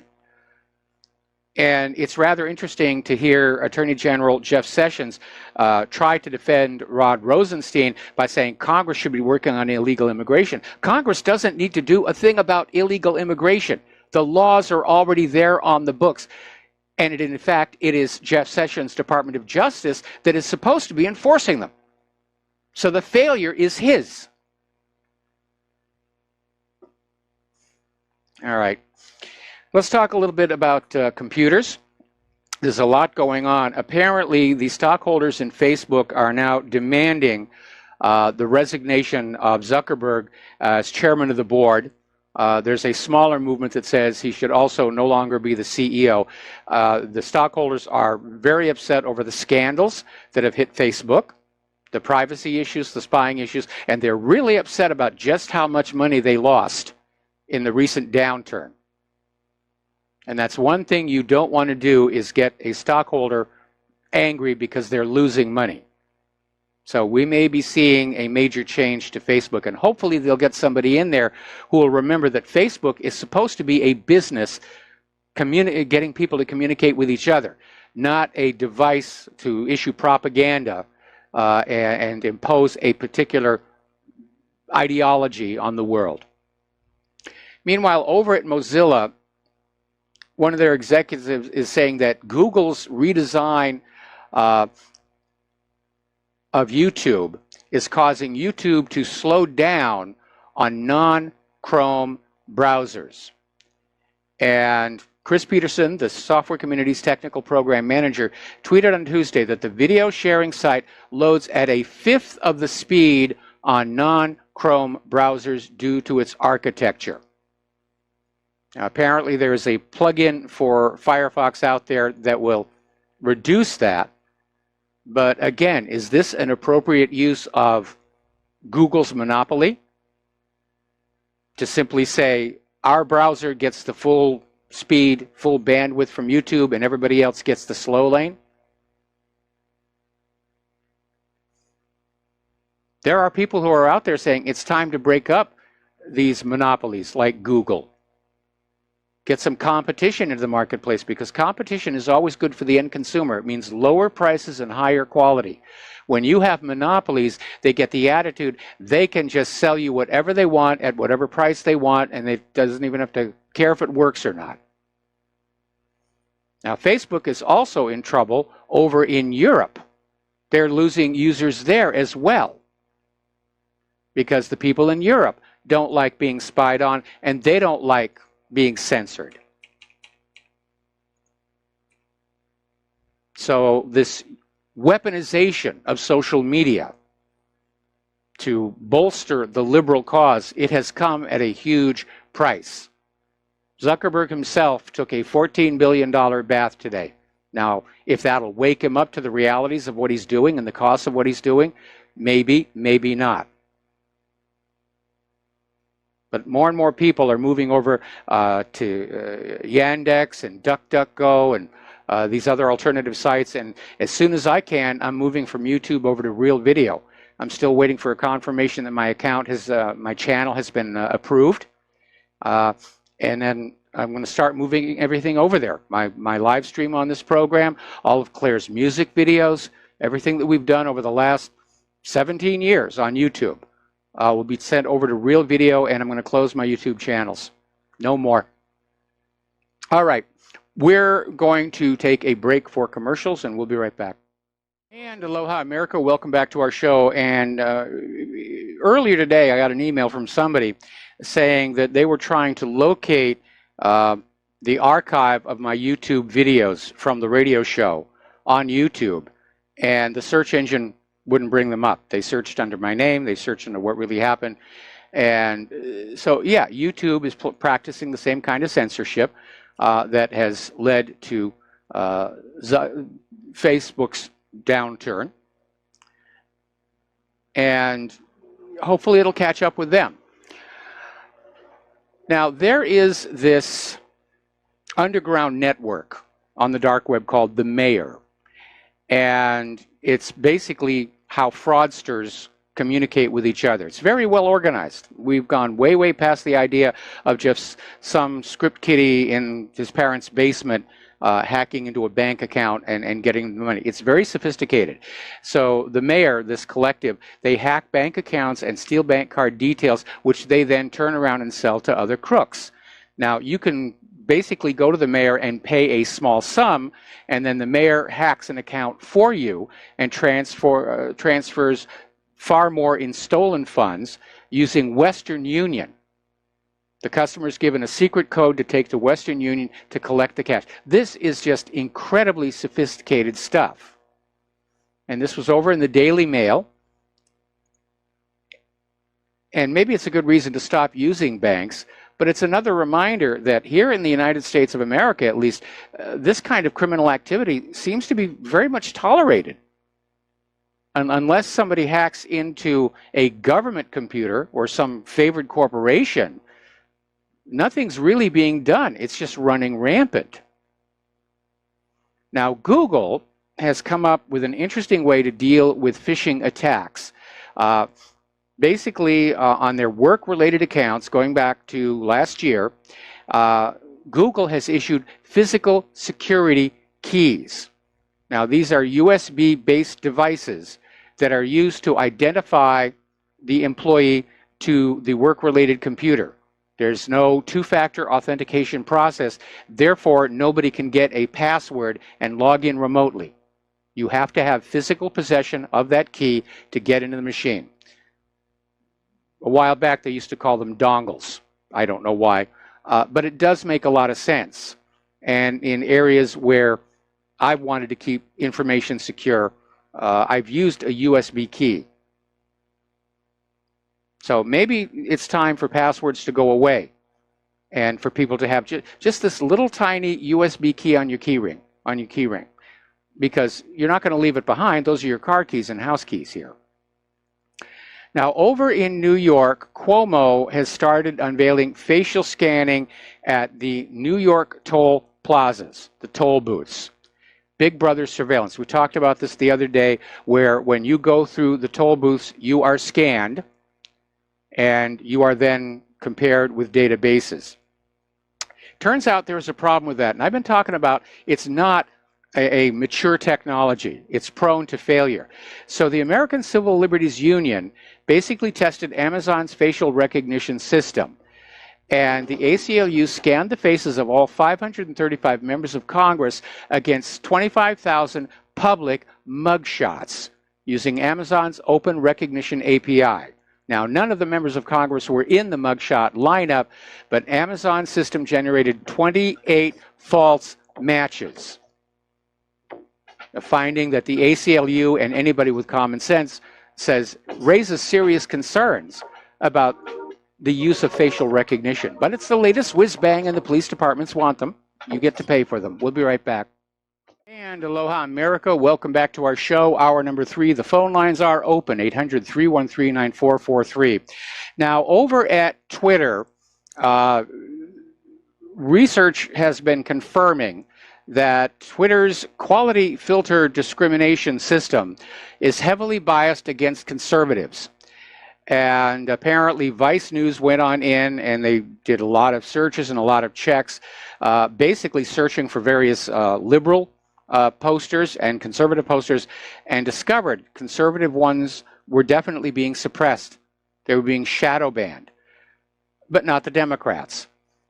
And Twitter's come on out there on the defensive saying, well, you know, there are still bugs in the system here, of course, but the bias is just so obvious that now Trump has said there's going to be an investigation into Twitter's discriminatory and illegal shadow banning of Republicans. And I hope he spreads that to the entire social media industry, if you will, because it's been getting out of control.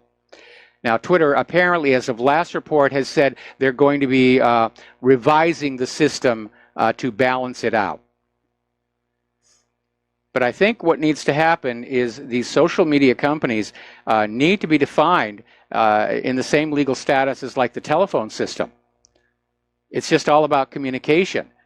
And you're not allowed to basically impose your political ideology on a phone call. And you shouldn't be allowed to do it on social media. Now, PayPal is now starting to censor journalists who criticize Israel. And if you'll remember, many, many years ago here at whatreallyhappened.com, we had to go through that ourselves. So this pro-Israel activist, Benjamin Weinthal, has succeeded in persuading PayPal to close down the account of the French online publication Agence Media Palestine. And this constitutes censorship as it denies journalists the means to raise money for their work and retaliates against them for ideas they express. And Agence Media Palestine says they're considering legal action. Now, Weinthal presents his efforts as reportage for the Jerusalem Post on the actions of companies like PayPal. But what he's really doing is instigating crackdowns by feeding information about those he's targeting. And he openly admits it's exaggerated. It's distorted.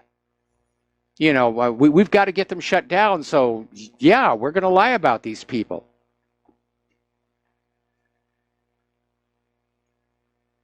Now, part of the problem here is when you have companies like PayPal who will accept a complaint like this without verifying it for themselves. Now, I'm being banned on Wi-Fi feeds on AT&T and various retail establishments and so forth. The reason given, hate and racism. And I'm almost willing to bet that whoever put me on that ban list didn't actually go on out and try and verify whether or not the claims made about my site were accurate or not. They just said, oh, all right, thank you for the report, and boom, you're on the list. Now that, I think, would open up anybody who's been put on a list like that for a defamation lawsuit, maybe a class action, saying that you shouldn't be banning us on the basis of unverified allegations that we are this or that objectionable content. And in any event, we're still back to that idea that the First Amendment says we're allowed a right to our opinions and to express them, to initiate a dialogue and discussion. Of course, those who understand they don't really have an argument for their point of view don't want that. They want us silenced. Now, here's where it gets a little bit out there, and it may get some powerful allies on this idea of cleaning up social media. Wikipedia has put Ron Paul and Representative Steve King on their list of white supremacists, right alongside Charles Manson, American Nazi Party founder George Lincoln Rockwell, convicted mass murderer Dylan Roof, and former KKK Grand Wizard Don Black. And apparently Representative Stephen King is also on their list of American white nationalists. Now, I'm hoping that Ron Paul and Representative King are going to say, okay, this has gone just a little too far. There has to be accountability and responsibility. Now, Microsoft just held their research faculty summit where they're bringing everybody together, and the subject under discussion was building a global AI supercomputer. And they're talking about a network, they're talking about an intelligent cloud and an intelligent edge. The data is pre-processed at the edge and shipped in a filtered and aggregated form to the cloud. In the cloud, the data is analyzed and used to train models, which are in turn deployed to both the edge and the cloud to make decisions. This way, computing and AI are infused into virtually all processes of our daily life. The result is a supercomputer at global scale composed of billions of devices with microcontrollers at the edge and millions of servers in the cloud and at the edge. I don't know about you, it sounds suspiciously like they're trying to build Skynet, which would be a bad thing. We're going to do a shout out now to our on-air affiliates who are just now rejoining our network. Now, you remember at the end of the World Cup, Vladimir Putin gave Donald Trump a football, soccer ball, we would call it. And it turned out it had a microchip.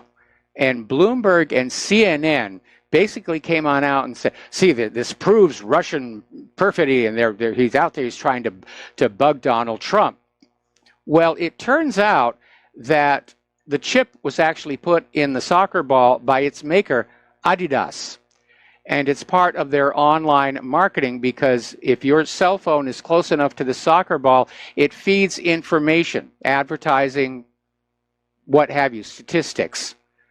And it's nothing nefarious. It's basically a near-field communication tag which allows fans to access player videos, competitions, and other content by bringing their mobile devices close to the ball. And the feature is included in the 2018 FIFA World Cup match ball. It's sold on the Adidas website for $165, although it's now been reduced to $83. And they basically tried to turn it into more bash Russia propaganda. Now, I'm sure everybody really is spying on everybody else around there, but let's not get ridiculous here. A soccer ball? It's not like Donald Trump is actually going to have that, anywhere but in the backyard, as it were. Over off of the southern Oregon coast, there has been a quake swarm that basically peaked last Tuesday. And the quakes were clustered about 126 miles west of Crescent City, California. There were no tsunami warnings announced. The largest quake recorded was 5.6, which is unusual for that region. And Don Blakeman, over at the National Earthquake Information Center, said the magnitudes haven't been serious. Quakes of this caliber occur fairly often off the coast. Now, here's why this is significant. Because looking at a map of the location of these quakes, they're happening along the Cascadia Fault, which is actually under more pressure than the San Andreas Fault. And geologic evidence shows there have been massive tsunami-generating quakes along that fault system in the past. Now, here in Hawaii, our volcano is still volcanoing. It looks like it's about to take out a small harbor facility, port facility for recreational boats.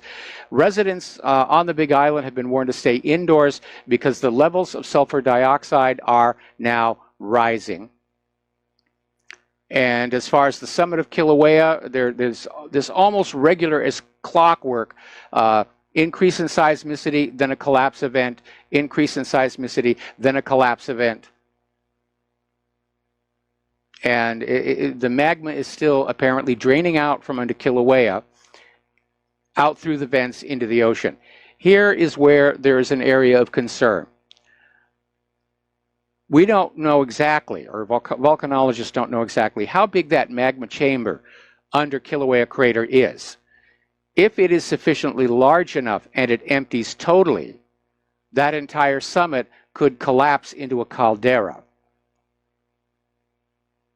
And there could be a significant displacement of material into the ocean, and that could cause a tsunami. That's always been an area of concern.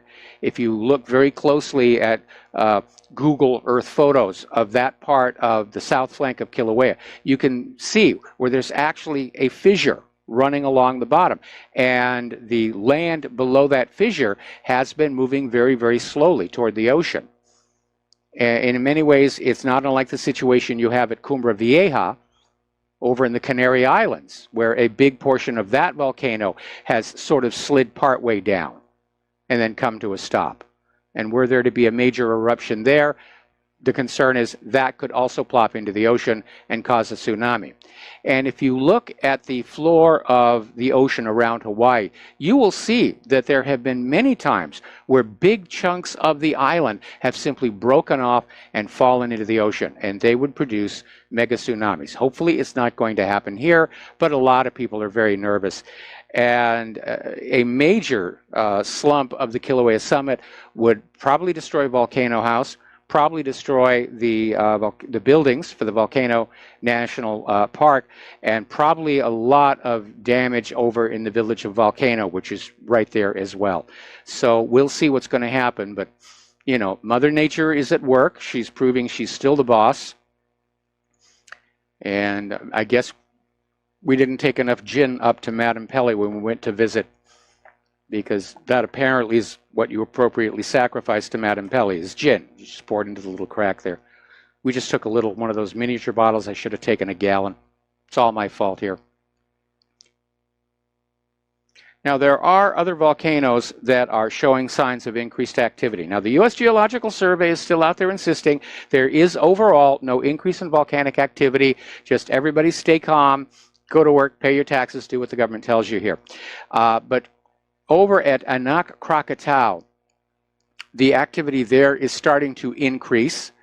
There have been 3 eruptions in 12 hours at Agung, which is in Indonesia, and a Strombolian eruption at Mount Etna in Italy. So the Earth is rocking and rolling there. All right, let's talk about some medical issues here. This is a very alarming story. It's out of the Daily Mail in Great Britain, and it says that pregnant women have more than 50 gender-bending chemicals in their blood. Substances that are linked to birth defects and harm a baby's development in the womb, according to this recently released report. And they're talking about chemicals like parabens, which are used as preservatives in cosmetics and skincare. It mimics estrogen. It can cause cancer, weight gain, and reduced muscle mass. BPA, which is added to store receipts to make their writing darker without using inks. It reacts with gestrogen and thyroid hormone receptors. It's been linked to infertility, autism, and ADHD. Then you have triclosan, which is an antibacterial used in soap, body washes, and toothpaste. It's associated with reduced heart health and an underactive thyroid. So they're saying these chemicals may hinder fetal development and cause birth defects. And these chemicals are gender benders. So now all of a sudden I'm wondering if part of all this gender confusion, this gender fluidity, are young people who were exposed to these chemicals in the womb, and it's basically messed them on up. And rather than acknowledge that the chemical industries have yet more victims, they've tried to normalize gender fluidity and make it look like it's a popular pop culture phenomenon that we should just accept. Just like we should accept vaccine-damaged kids, or we should accept, high error rates in facial recognition. That's the new normal.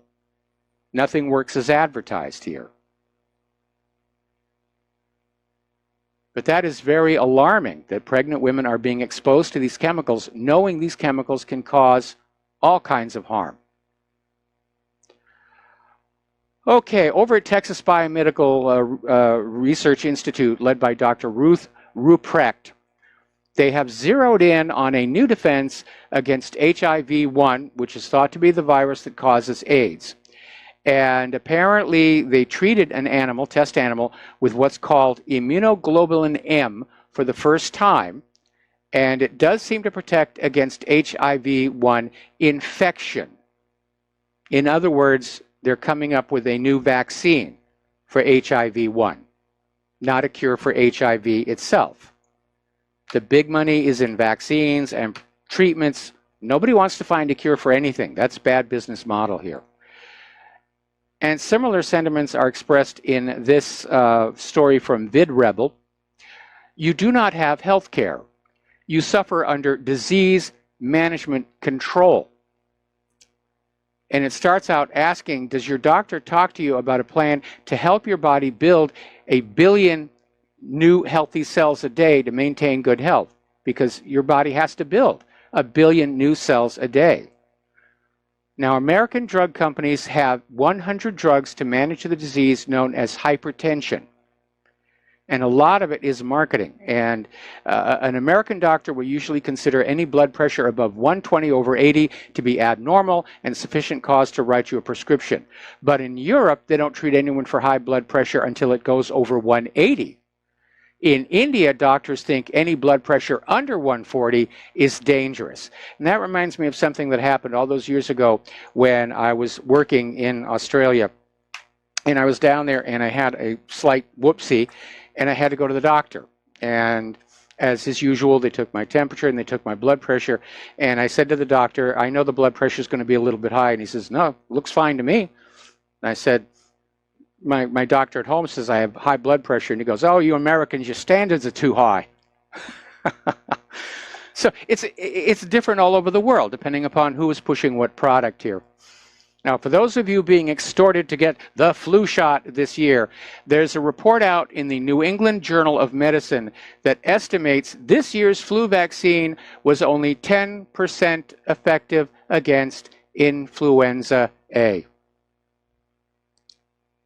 But it makes money, and that makes it all right. It makes money.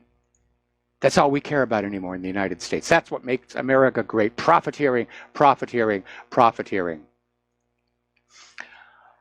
Over in Pennsylvania, the Department of Health is stepping up efforts to get people living near nuclear power plants prepared to deal with issues.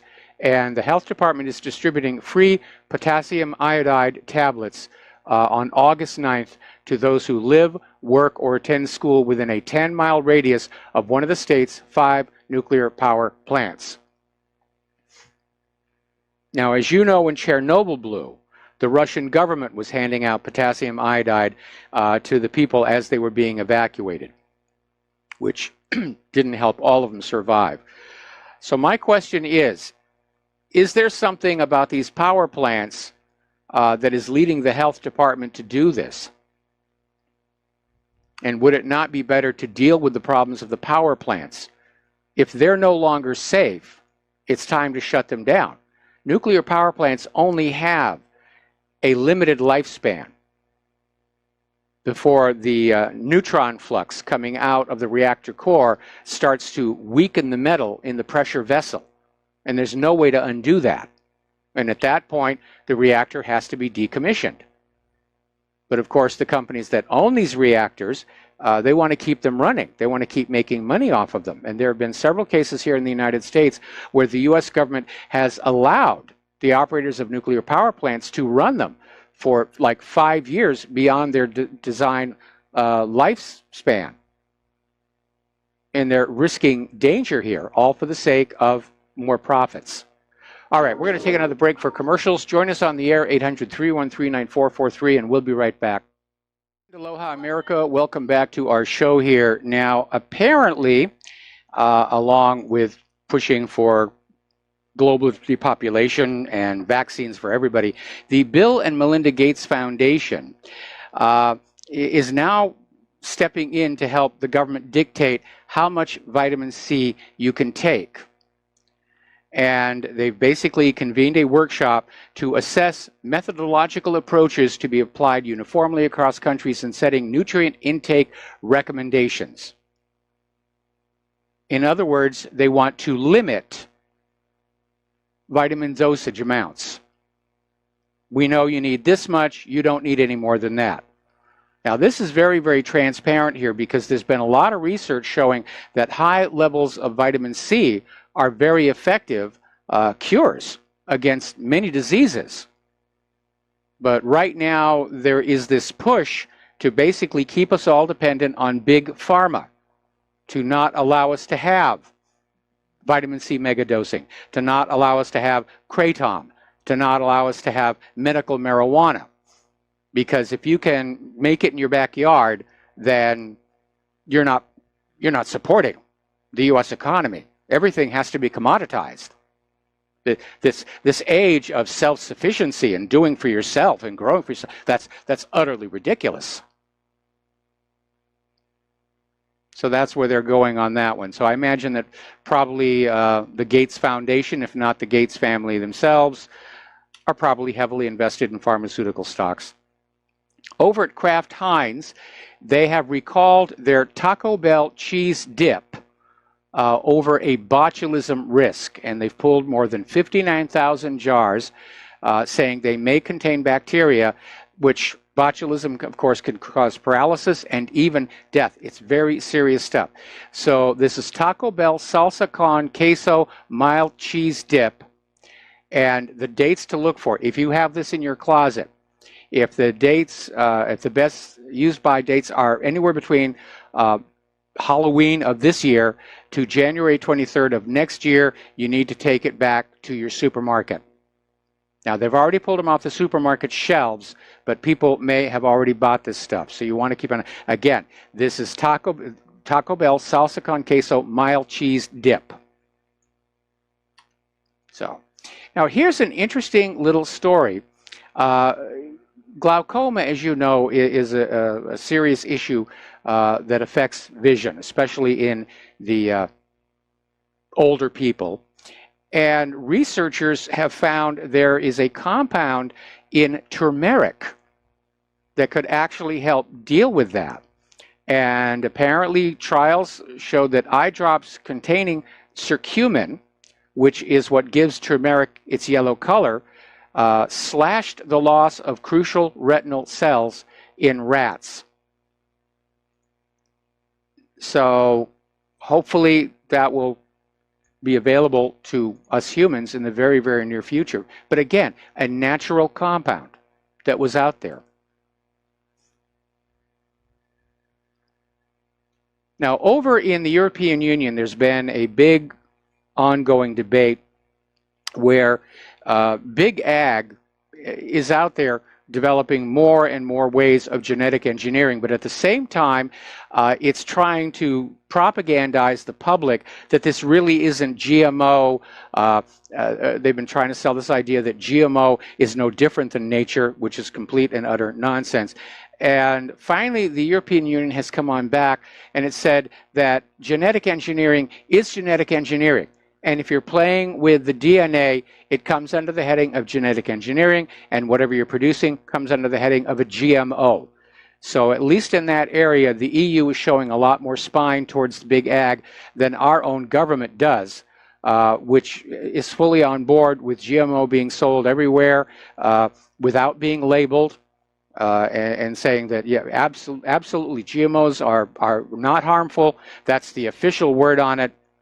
And anybody who says that GMO might be harmful, well, that's just pseudoscience, and it justifies us kicking them off social media.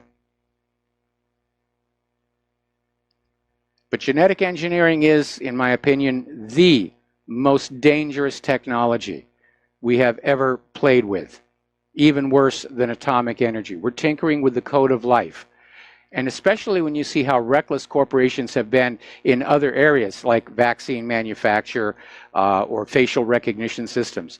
The cost of a mistake in genetic engineering could be an extinction level event. And maybe that's a reason why we have never been visited by an advanced alien civilization. Maybe all intelligent civilizations reach this point where they're able to start tinkering with the code that makes their life operate, and they make a mistake and they destroy themselves, and that's it. It's something to think about, but it is very, very dangerous, and once it's out there in the wild, you can't get it back. I'm still worried about that epicyte gene. I'm still worried about that a lot. All right, we're going to take a break for commercials, and we will be right back. And aloha, America. Welcome back to our show here. Now, a while back, of course, we were talking about this incident where this baker was sued for refusing to bake a wedding cake for a gay couple because of the baker's religious convictions. And I commented at the time on how common sense would simply say for the couple, you know, we'll go find another baker. But instead they sued, put the guy out of business. And it's kind of like this hair trigger reaction, you know, do what we want you to do, or we'll sue you out of business. It's lawfare here. Well, in that case, that was a conscious decision by the baker to do that. And again, I remember a time where businesses in the United States did maintain the right to refuse service to any customer. And I don't know when that went away.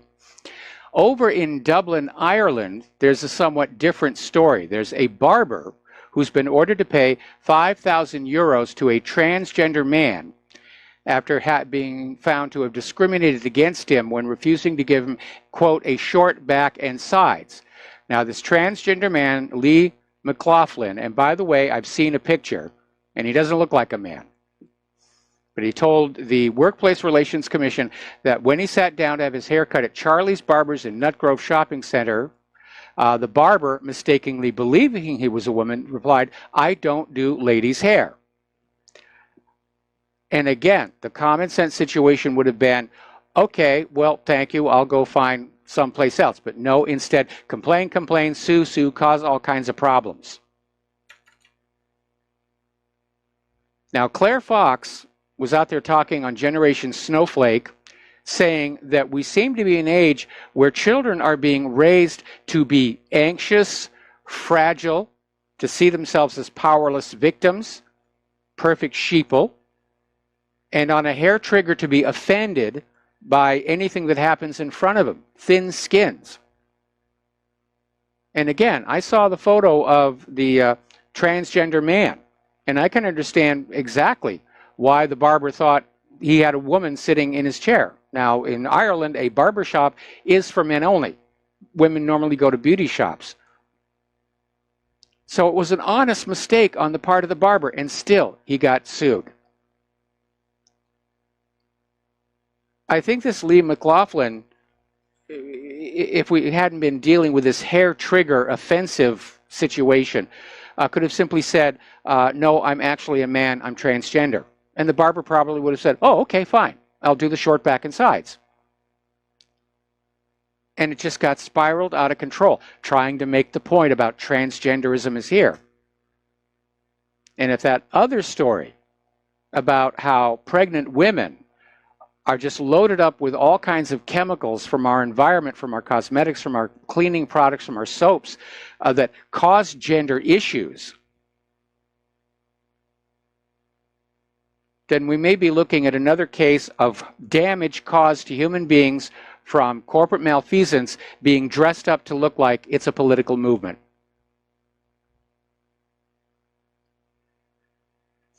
But I think this militancy, this trying to force into, anywhere they want to go, followed by lawsuits if they're not immediately appeased, that's going to backfire. The optics are bad.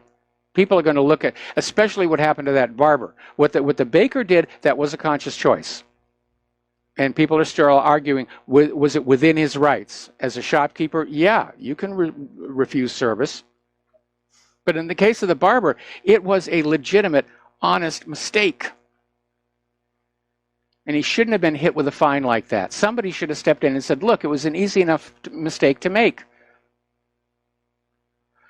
All right, let's take a phone call here. Mateus in Canada, aloha. Welcome to the show. What's on your mind? Hey, Michael, just some different topics, if that's okay? Sure. Okay, so regarding the $400,000 over to the Hillary Clinton, the Clinton Foundation from Russia? Yes. Okay, so just to confirm, that's $400,000, is that correct? I've heard it both ways, and everybody's saying it was a mistranslation, but the amount doesn't matter. It was an illegal campaign contribution. Let's just stick with $400,000 then. Yeah, okay, let's just stick with $400,000 then, because my point being that that's still illegal, and D'Souza was jailed for an issue that was like around $30,000, and it wasn't dirty money being crossing state lines illegally with tax evasion, going to a charity that is frauding the actual charity that it's by not spending 51%. This was just D'Souza getting a few of his friends to pool some money together to pitch in for some local Republican campaign.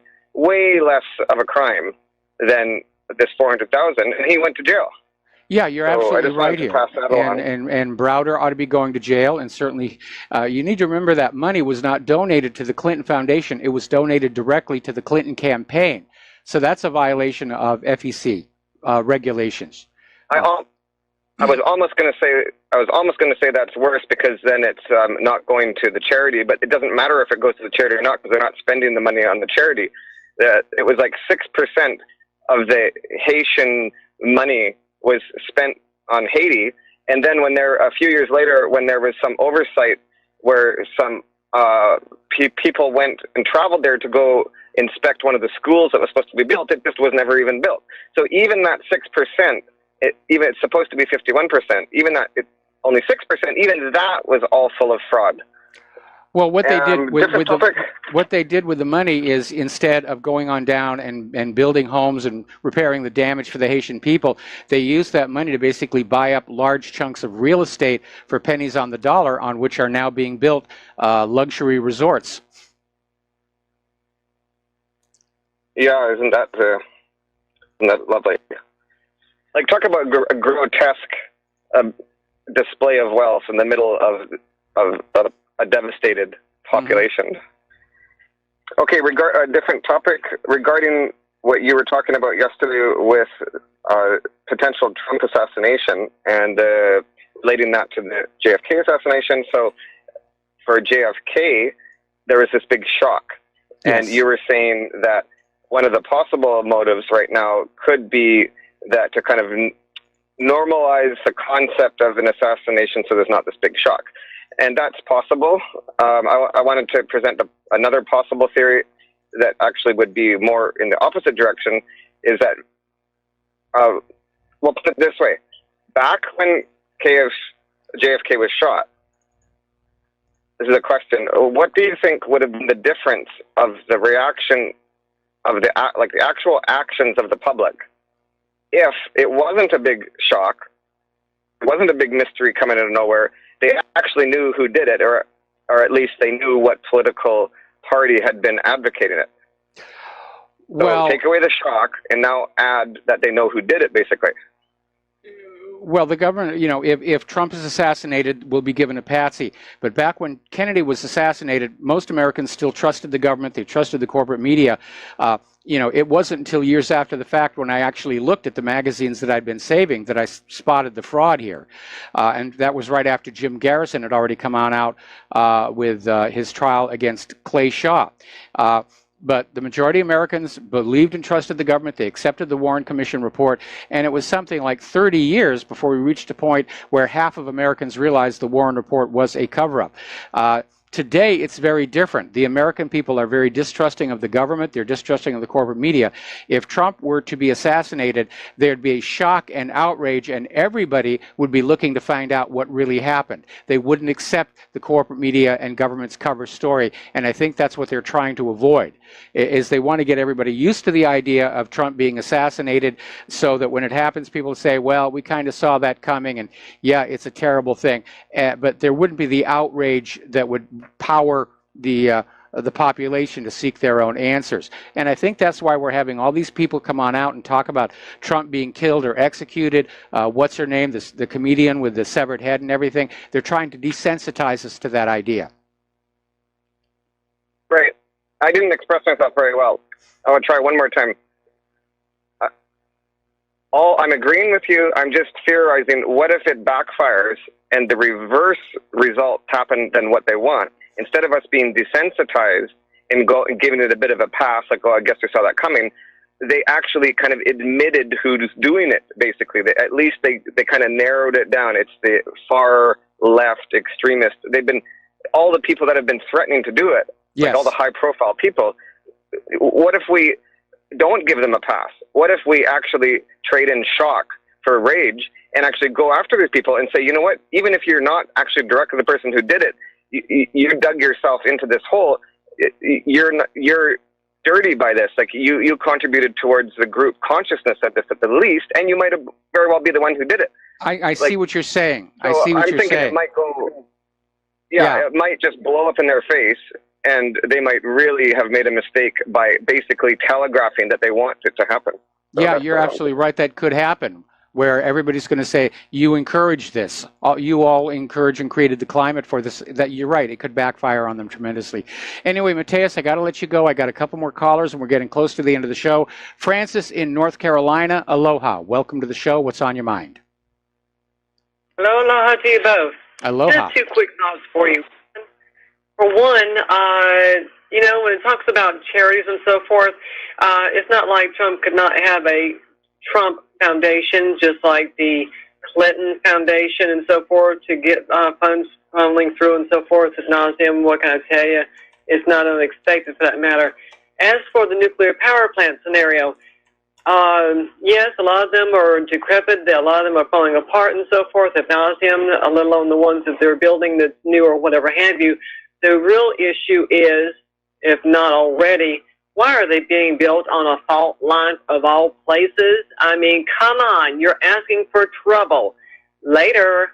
Well, before you go, Francis, there is a Trump Foundation, and while the Clinton Foundation has been given a free pass and nobody's looking at it, the state of New York has been investigating the Trump Foundation. They're trying to find anything there that they can use to damage them and bring them down. As far as building nuclear power plants on fault lines, yeah, it is a really, really dumb thing to do, assuming it's an active fault. There are a lot of fault lines which have ceased to be active.